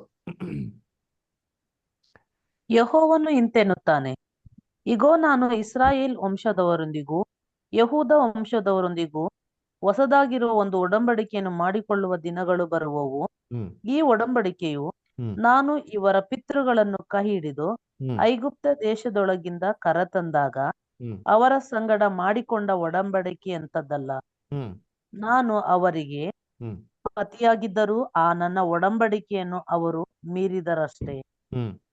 ಯೆಹೋವನು ಇಂತೆನ್ನುತ್ತಾನೆ, ಆ ದಿನಗಳು ಬಂದ ಮೇಲೆ ನಾನು ಇಸ್ರಾಯೇಲ್ ವಂಶದವರೊಂದಿಗೆ ಮಾಡಿಕೊಳ್ಳುವ ಒಡಂಬಡಿಕೆಯು ಹೀಗಿರುವುದು. ನನ್ನ ಧರ್ಮೋಪದೇಶವನ್ನು ಅವರ ಅಂತರಂಗದಲ್ಲಿ ಇಡುವೆನು, ಅವರ ಹೃದಯದೊಳಗೆ ಅದನ್ನು ಬರೆಯುವೆನು. ನಾನು ಅವರಿಗೆ ದೇವರಾಗಿರುವೆನು, ಅವರು ನನಗೆ ಪ್ರಜೆಯಾಗಿರುವರು. ನೋಡ್ರ, ದೇವ್ರು ಇಸ್ರೇಲ್ ಹೊಸ ನ್ಯಾಯ ಪ್ರಮಾಣ ಕೊಡ್ತಾರೆ. ಫಸ್ಟು ಕಲ್ಲಲ್ಲಿ ಕೊಟ್ರು, ಈ ಸತಿ ಕಲ್ಲಲ್ಲಿ ಕೊಡೋಣ, ಹೃದಯದಲ್ಲಿ ಬರ್ಸ್ಬಿಡ್ತಾರೆ. By heart. ಅದರ ಇದು ದೇವರು ಇಸ್ರೇಲ್ ಜನತೆ ಮಾಡಿದ ಹೊಸ ಒಡಂಬಡಿಕೆ. ಅದರ ನೆರೆಯವರೇನೋ ದೇವ್ರನ್ನ ತಿಳ್ಕೊಂತ ಹೇಳಂತ ಕಾಲನೇ ಇಲ್ವಂತೀರಿ. ಪ್ರತಿಯೊಬ್ಬರು ಚಿಕ್ಕವರು ಮೊದಲ್ಗೊಂಡು ದೊಡ್ಡವರು ಏನ್ರಿ ದೇವ್ರ ಬಗ್ಗೆ ತಿಳ್ಕೊಂಡಿರ್ತಾರಂತೆ ಅಲ್ವರ. ಆ ಥರ ಒಡಂಬಡಿಕೆ ಮಾಡ್ಕೊತಾರೆ. ಆವಾಗ ಇಸ್ರೇಲಲ್ಲಿ ಏನಿರ್ತಾರೆ, ಸಮಾಧಾನ ಶಾಂತಿ ಇರ್ತದೆ. ಲೋಕದಲ್ಲಿ ಎಲ್ಲ ಕಡೆ ಏನಾಗಿರ್ತಾರೆ, ಥರ್ಡ್ ವರ್ಲ್ಡ್ ವಾರ್ ನಡೀತಾ ಇರ್ಬೇಕಾದ್ರೆ, ಗಲಿಬಿಲಿ ಇರ್ಬೇಕಾದ್ರೆ ಎಲ್ಲರೂ ಈ ಯಹೂದ್ಯರ ಕಡೆಗೆ ಏನು ಮಾಡ್ತಾರೆ, ಹೋಗ್ತಾರೆ. ಅಯ್ಯೋ ಏನಪ್ಪ, ಯಹೂದ್ಯರ ಭೂಮಿಯಲ್ಲಿ ಸಮಾಧಾನ ಇದೆ, ಶಾಂತಿ ಇದೆ, ನಮಗೂ ಸಮಾಧಾನ ಬೇಕು ಅಂತ ಏನು ಮಾಡ್ತಾರೆ, ಎಲ್ಲ ಯಹೂದ್ಯರ ಭೂಮಿಗೆ ಬಂದು ಯಹೂದ್ಯರ ಮುಖಾಂತರ ಅವ್ರ ರಕ್ಷಣೆ ಹೊಂದ್ತಾರೆ. ಅವರು ಕ್ರಿಸ್ತನ ಅಂಗೀಕಾರ ಮಾಡ್ಕೊಳಕ್ಕೆ ಏನು ಮಾಡ್ತಾರೆ, ದೇವರು ದ್ವಾರ ಅಂತ ತೆಗಿತಾರೆ. ಜಕೇರಿಯ 8ನೇ ಅಧ್ಯಾಯ 22-23. ಬಹುದೇಶಗಳವರು, ಬಲವಾದ ಜನಾಂಗಗಳವರು ಯೆರೂಸಲೇಮಿನಲ್ಲಿ ಸೇನಾಧೀಶ್ವರನಾದ ಯೆಹೋವನನ್ನು ಆಶ್ರಯಿಸುವುದಕ್ಕೂ ಬಲವಾದ ಜನಾಂಗಗಳವರು. ಓದಿ ಸರ್. ಓದ್ರಿ ಯಾರು ಓದಿ ಸರ್. ಹೀಗೆ ಬಹುದೇಶಗಳವರು, ಬಲವಾದ ಜನಾಂಗಗಳವರು ಯೆರೂಸಲೇಮಿನಲ್ಲಿ ಸೇನಾಧೀಶ್ವರನಾದ ಯೆಹೋವನನ್ನು ಆಶ್ರಯಿಸುವುದಕ್ಕೂ ಯೆಹೋವನ ಪ್ರಸನ್ನತೆಯನ್ನು ಬೇಡುವುದಕ್ಕೂ ಬರುವರು. ಹೀಗೆ ಬಹು ದೇಶಗಳವರು, ಬಲವಾದ ಜನಾಂಗಗಳವರು ಯೆರೂಸಲೇಮಿನಲ್ಲಿ ಸೇನಾಧೀಶ್ವರನಾದ ಯೆಹೋವನನ್ನು ಆಶ್ರಯಿಸುವುದಕ್ಕೂ.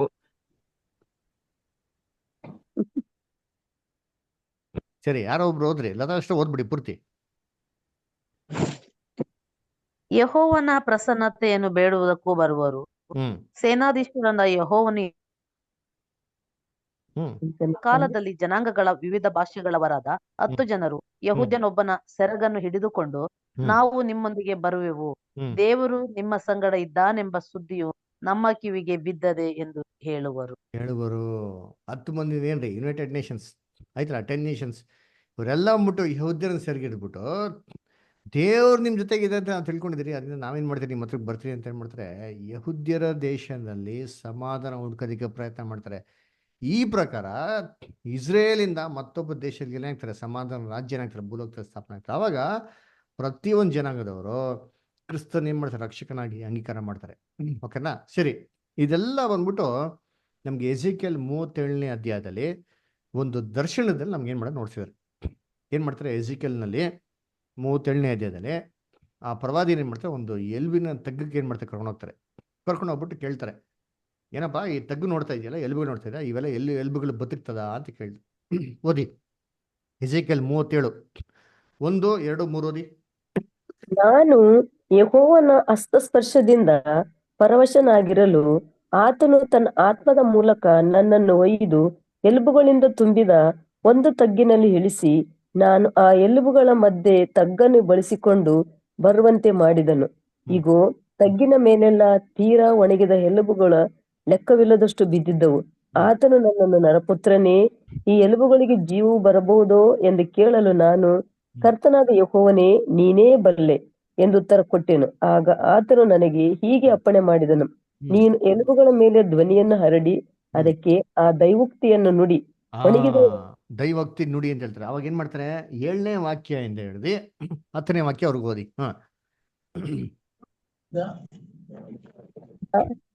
ನನಗೆ ಅಪ್ಪಣೆಯಾದಂತೆ ನಾನು ಆ ದೈವೋಕ್ತಿಯನ್ನೆತ್ತಿ ನುಡಿಯುತ್ತಿರಲು ಸದ್ದಾಯಿತು. ಇಗೋ, ಟಕ ಎನ್ನುತ್ತಾ ಎಲುಬು ಎಲುಬಿಗೆ ಜೋಡಣೆಯಾದವು. ನಾನು ನೋಡಲಾಗಿ, ಆಹಾ, ಅವುಗಳ ಮೇಲೆ ನರಗಳು ಉಬ್ಬಿಕೊಂಡವು, ಮಾಂಸವು ಹರಡಿಕೊಂಡಿತು, ಚರ್ಮವು ಮೇಲೊದಿಕೆ ಆಯಿತು, ಶ್ವಾಸ ಮಾತ್ರ ಇರಲಿಲ್ಲ. ಆಮೇಲೆ ಆಗ ಆತನು ನನಗೆ, ನರಪುತ್ರನೇ, ನೀನು ಶ್ವಾಸಕ್ಕೆ ನುಡಿ, ಶ್ವಾಸವೇ, ಕರ್ತನಾದ ಯೆಹೋವನು ಇಂತೆನ್ನುತ್ತಾನೆ, ನೀನು ಚತುರ್ದಿಕ್ಕುಗಳಿಂದ ಬೀಸಿ ಶರೀರಗಳು ಬದುಕುವಂತೆ ಅವುಗಳ ಮೇಲೆ ಸುಳಿ ಎಂಬುದಾಗಿ ಶ್ವಾಸಕ್ಕೆ ನುಡಿ ಎಂದು ಅಪ್ಪಣೆ ಕೊಡಲು ನಾನು ಅಪ್ಪಣೆಯಂತೆ ನುಡಿದೆನು. ಇಗೋ, ಶ್ವಾಸವು ಅವುಗಳಲ್ಲಿ ಹೊಕ್ಕಿತು, ಬದುಕಿದವು, ಕಾಲೂರಿ ನಿಂತವು, ಅತ್ಯಂತ ದೊಡ್ಡ ಸೈನ್ಯವಾದವು. ಆಮೇಲೆ ಅತ್ಯಂತ ದೊಡ್ಡ ಸೈನ್ಯವಾದವು, ಕಾಲೂರಿ ನಿಂತವು ಅಲ್ವರ. ಆಮೇಲೆ ಆತನು ನನಗೆ ಹೀಗೆ ಹೇಳಿದನು, ನರಪುತ್ರನೇ, ಈ ಎಲುಬುಗಳು ಇಸ್ರಾಯೇಲಿನ ಪೂರ್ಣ ವಂಶವು. ಇಗೋ ಆ ವಂಶೀಯರು. ನೋಡ್ರ ಏನ್ ಹೇಳ್ತಾರೆ, ಈ ಎಲುಬುಗಳು ಏನಪ್ಪಾ ನೋಡಿ ತಗ್ಗ ನೋಡಿಸ್ತಾರೆ, ಎಲ್ಲ ಒಣಗೋಗಿ ಎಲುಬುಗಳು ಬಿತ್ತಂತೆ. ಎಜಿಕಲ್ ಕೇಳ್ತಾರೆ ಎಲುಬುಗಳು ಬದುಕ್ತಾರ, ನನ್ಗೆ ಗೊತ್ತಿಲ್ಲ, ಅದೇ ನಿಮ್ಗೆ ಗೊತ್ತಿಲ್ಲ. ನಾನು ಹೇಳ್ದಂಗೆ ಪ್ರವಾದನೆ ನುಡಿ ಅಂತ ಹೇಳ್ತಾರೆ. ಪ್ರವಾದನೆ ನುಡಿತಾ ಇರ್ಬೇಕಾದ್ರೆ ಎಲುಬುಗಳು ಬಂದಂತೆ. ಆಮೇಲೆ ಏನಂತ್ರಿ, ಆ ಅಲ್ಲಿ ಮಾಂಸ ಬಂದಂತೆ, ನರಗಳು ಬಂತಂತೆ, ಚರ್ಮ ಬಂತಂತೆ. ಉಸಿರು ಇತ್ತಂದ್ರೆ ಉಸಿರೇ ಇರ್ಲಿಲ್ಲ. ಅದಕ್ಕೆ ಚತುರ್ದಿಕ್ಕಲ್ಲಿ ಗಾಳಿ ಬೀಸು ಅಂತ ಹೇಳ್ತಾರೆ. ಗಾಳಿ ಬೀಸಿದ ತಕ್ಷಣ ಉಸಿರು ಬಂತು, ಜೀವವಾಗಿ ನಿಂತ್ಕೊಂಡಂತಾರೆ. ಇದೇನಪ್ಪ ಇದು ಅರ್ಥ ಅಂತಂದ್ರೆ ಅಲ್ಲಿ ಹೇಳ್ತಾರೆ, ಆ ಎಲುಬುಗಳು ಅಂತಂದ್ರೆ ಇಸ್ರೇಲ್ ಮನತನವೇ ಅಂತ. ಓದಿ 10ನೇ ವಾಕ್ಯ ಅಷ್ಟರ್, 11 ಓದಿ.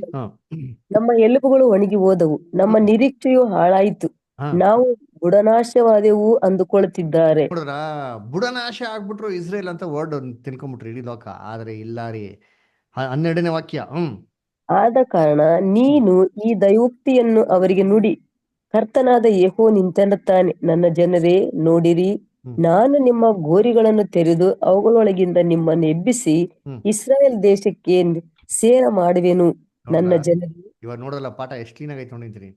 ನಿಮ್ನ ಎಬ್ಬಿಸ್ತೀನಿ, ಎಲ್ಲೆಲ್ಲಿ ಸಮಾಧಿಯಲ್ಲಿ ಮಲಗಿರೋ ತರ ಇದೀರೋ, ನೀವು ಸತ್ತೋರ್ ತರ ಇದೀರೋ, ಎಲ್ಲಾರನ್ನ ಎಬ್ಬಿಸ್ಬೋದು, ನಿಮ್ಮ ಭೂಮಿಗೆ ತರ್ತೀನಿ ಅಂತ ಹೇಳ್ತಾರೆ. ತಂದ್ಬಿಟ್ಟು ಏನ್ ಮಾಡ್ತಾರೆ, 14ನೇ ವಾಕ್ಯ 14th ವರ್ಸ್. ನಾನು ನನ್ನ ಶ್ವಾಸವನ್ನು ನಿಮ್ಮಲ್ಲಿ ಹೊಗಿಸಿ ನಿಮ್ಮನ್ನು ಬದುಕಿಸಿ ನಿಮ್ಮ ದೇಶದಲ್ಲಿ ನೆಲೆಗೊಳಿಸುವೆನು. ಇವಾಗ ಶ್ವಾಸ ಕೊಟ್ಟವ್ರ ದೇವರು, ಅವ್ರ ಪವಿತ್ರಾತ್ಮ ಕೊಟ್ಟಿದಾರಾ? ಇಲ್ಲ. ಇಂಗ್ಲಿಷ್ ಬೈಬಲ್ ಹೋದ್ರೆ and shall put my spirit in you ಅಂತ ಹೇಳ್ತಾರೆ. ಅಂಬಲಿಸಿ ಬೇಡುವಂತ ಭಾವವನ್ನು ಸುರಿಸೋದು, ಪವಿತ್ರಾತ್ಮ ಸುರಿಸೋದು ಯಾವಾಗ ಅಂದ್ರೆ ನಿಜವಾದ ಮಾನಸಾಂತರ ಒಂದೇ. ದೇವ್ರ ಕಡೆ ಯಾವಾಗ ಹೋಗ್ತಾರೋ ದೇವ್ರು ಏನ್ ಮಾಡ್ತಾರೆ, ಅವ್ರಿಗೆ ರಕ್ಷಣೆ ಕೊಡ್ತಾರೆ.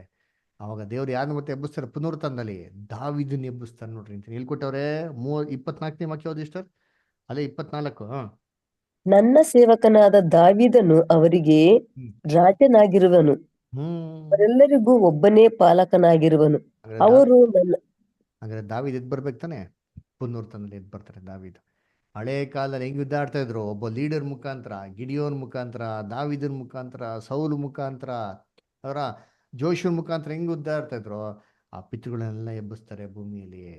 ಇವ್ರುಗಳ ಮುಖಾಂತರ ಇಸ್ರೇಲ್ಗೆ ಏನ್ ಮಾಡ್ತಾರೆ, ದೇವರು ಜಯ ಕೊಡ್ತಾರೆ. ಅದನ್ನ ಕರ್ತನ ಪ್ರೀತಿ ಅಂತ ಸೌರಸರುಗಳೇ, ಇದು ಇಸ್ರೇಲ್ಗಾಗಂತ future.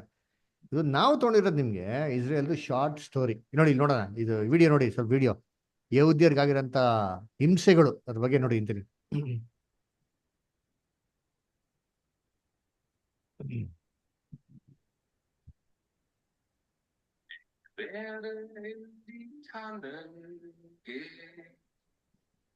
Dahin, wo ich sie zuletzt gesehen. Doch der Abend wirft ein Tuch aufs Land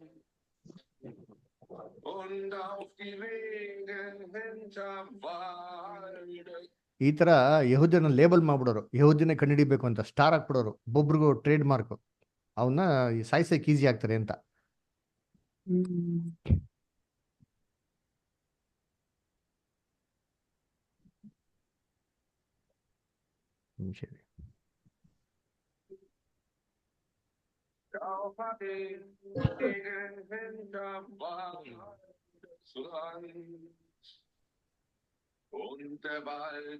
ನೋಡಿ ಈ ತರ ಊರೂರೇ ವೆಕೆಟ್ ಮಾಡವ್ರೆ, ಇಲ್ಲ ರಿಯಲ್ ಫೋಟೋಸ್.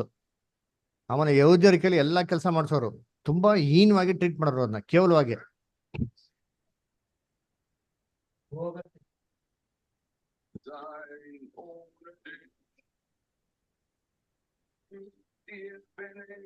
ನೋಡಿ ಇದು ಬರಾಕ್ಗಳಲ್ಲಿ, ಕಾನ್ಸಂಟ್ರೇಷನ್ ಕ್ಯಾಂಪ್ ನಲ್ಲಿ ಈ ತರ ಇರ್ತಾದ್ರು ಯಹೂದ್ಯರು. ಬೆತ್ತಲೆಯಾಗಿ ಬಟ್ಟೆನೂ ಕೊಡ್ತಾ ಇರಲ್ಲ ನೆಟ್ಟಿಗೆ.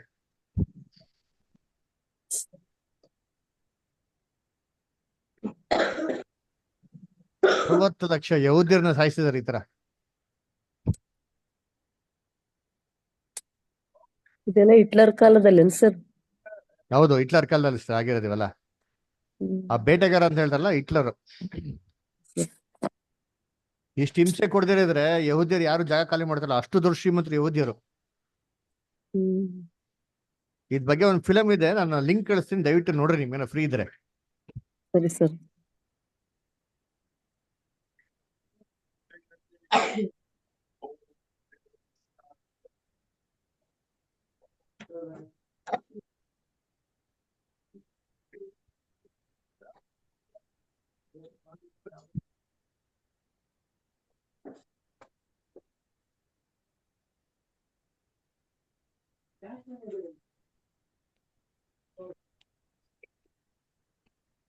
ಅವ್ರ ಸಹೋದರಗಳ ದೇಹಗಳನ್ನ ಅವರೇ ತೆಗಿಬೇಕು, ಆತರ ಮಾಡೋರು. ಹ್ಮ್.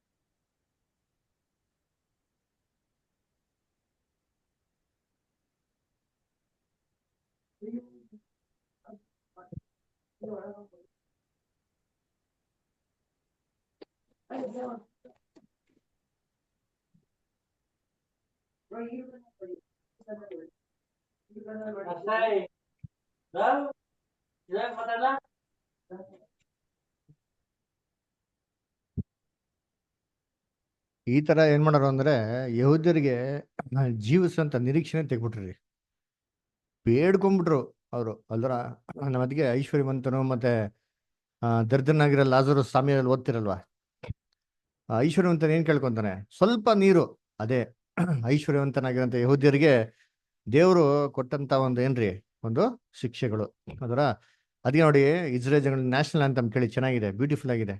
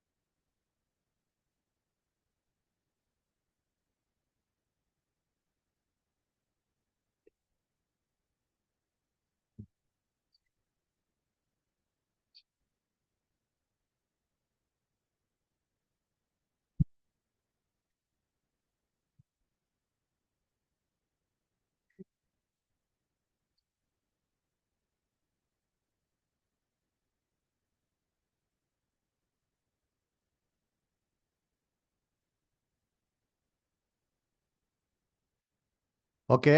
ಇದು ಇಸ್ರೇಲ್ ಬಗ್ಗೆ ಇರೋಂಥ ಪಾಠ. ಇದು ನಾವು ನೋಡಿರೋದೇನೆಂದ್ರೆ ಜಸ್ಟ್ ಒಂದು ಸಾಂಪಲ್, ಅಂದರೆ ಲೈಟಾಗಿ ಬ್ರೀಫ್ ಇಂಟ್ರೊಡಕ್ಷನ್ ಇಸ್ರೇಲ್ ಬಗ್ಗೆ.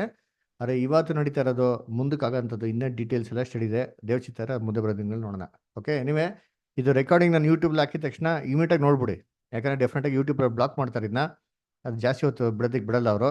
ಸೊ ಅದರಿಂದ ನಿಮ್ಗೆ ಹಾಕಿದ ತಕ್ಷಣ ಇಮಿಡಿಯೇಟಾಗಿ ಯೂಟ್ಯೂಬಲ್ಲಿ ಲಿಂಕಲ್ಲಿ ಡೌನ್ಲೋಡ್ ಮಾಡ್ಕೊಂಡು ಎಲ್ಲ ಒಂದು ಕಡೆ ಸೇವ್ ಮಾಡ್ಕೊಳ್ಳಿ. ನಾನು ಕೂಡ ಸಪ್ರೇಟಾಗಿ ವಿಡಿಯೋನ ಮಾತ್ರ ನಿಮಗೆ ಅಲ್ಲಿ ಸಪ್ರೇಟಾಗಿ ಕಳಿಸೋದಕ್ಕೆ ಪ್ರಯತ್ನ ಮಾಡ್ತೀನಿ. ಓಕೆನಾ? ಸೊ ಯಾರಿಗಾರ ಡೌಟ್ಸ್ ಇದ್ರೆ ಕೇಳ್ಬೋದು. ಯಾರಿಗೇನೋ ಪ್ರಶ್ನೆ ಇದೆಯಾ, ಡೌಟ್ಸ್ ಇದೆಯಾ? ಇದು ನಮ್ಮ ಕಣ್ಮುಂದೆ ನಮಗೆ ಸ್ಪಷ್ಟವಾಗಿರೋಂಥ ಸಾಕ್ಷಿ ಏನ್ರಿ, ಕ್ರಿಸ್ತನು ಎರಡನೇ ಬಂದಿರೋದಕ್ಕೆ, ಇಸ್ರೇಲ್ ರಾಜ್ಯ ತಿರ್ಗಾ ಸ್ಥಾಪನೆ ಆಗಿರೋದಕ್ಕೆ, ಬೈಬಲ್ ಪ್ರಾಫಸಿಗಳೆಲ್ಲ ನೆರವೇರ್ತಾ ಇರೋದಕ್ಕೆ ನಮ್ಮ ಕಣ್ಮುಂದೆ ಇರೋಂಥ ಒಂದು ದೊಡ್ಡ ಸಾಕ್ಷಿ. ಓಕೆನಾ? ಯಾರಿಗೇನೋ ಪ್ರಶ್ನೆ ಇದೆ ಕೇಳ್ರಿ. ಯಾರಿಗೇನೋ ಡೌಟ್ಸ್, ಏನೋ ಕ್ವಶನ್ಸ್ ಇದೆಯಾ?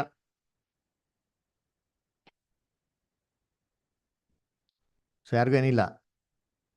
ಓಕೆ. ಪ್ರಸನ್ನ ಬದರ್ ಹೇಳಿ. ಅಲ್ಲ ಸರ್, ಚಂದಷ್ಟು ಹೇಳಿ. ಇಸ್ರೇಲ್ ಹಿಂದಿರುಗಿ ಬಂದ ಇಸ್ವಿ 1978 1878 ಸರ್. 1878 ಬರೋಕ್ಕೆ ಆರಂಭ ಮಾಡಿದ್ರು. 1878 ಅಲ್ಲಿ ಚಿಕ್ಕದಾಗಿ ಒಂದು ಜೂಯಿಶ್ ಸೆಟ್ಲ್ಮೆಂಟ್ ಅಂದ್ರೆ ಏನ್ರಿ, ಒಂದು ಜಾಗ ತಗೊಂಡು ಚಿಕ್ಕದಾಗಿ ಒಂದು ಹಳ್ಳಿಯಲ್ಲಿ ವ್ಯವಸಾಯ ಮಾಡಕ್ಕೆ ಶುರು ಮಾಡ್ತಾರೆ ಸ್ವಲ್ಪ ಜನ ಯಹೂದ್ಯರು. ಆದರೆ ರಾಜ್ಯವಾಗಿ ಫಾರ್ಮ್ ಆಗಿದ್ದು, ನೇಷನ್ ಅಂತ ಫಾರ್ಮ್ ಆಗಿದ್ದು ಮೇ 14, 1948 ಅಲ್ಲಿ. ಓಕೆನಾ? ಮೇ 14, 1948. 1947 ಅಲ್ಲಿ ನಮಗೆ ಬಂತು, 1948 ಅಲ್ಲಿ ಅವ್ರಿಗೆ ಬಂತು. ಓಕೆನಾ? ಸರಿ, ಪ್ರಸನ್ನ ಬದರ್ ಹೇಳಿ. ಇಲ್ಲ ಸರ್, ಏನಿಲ್ಲ.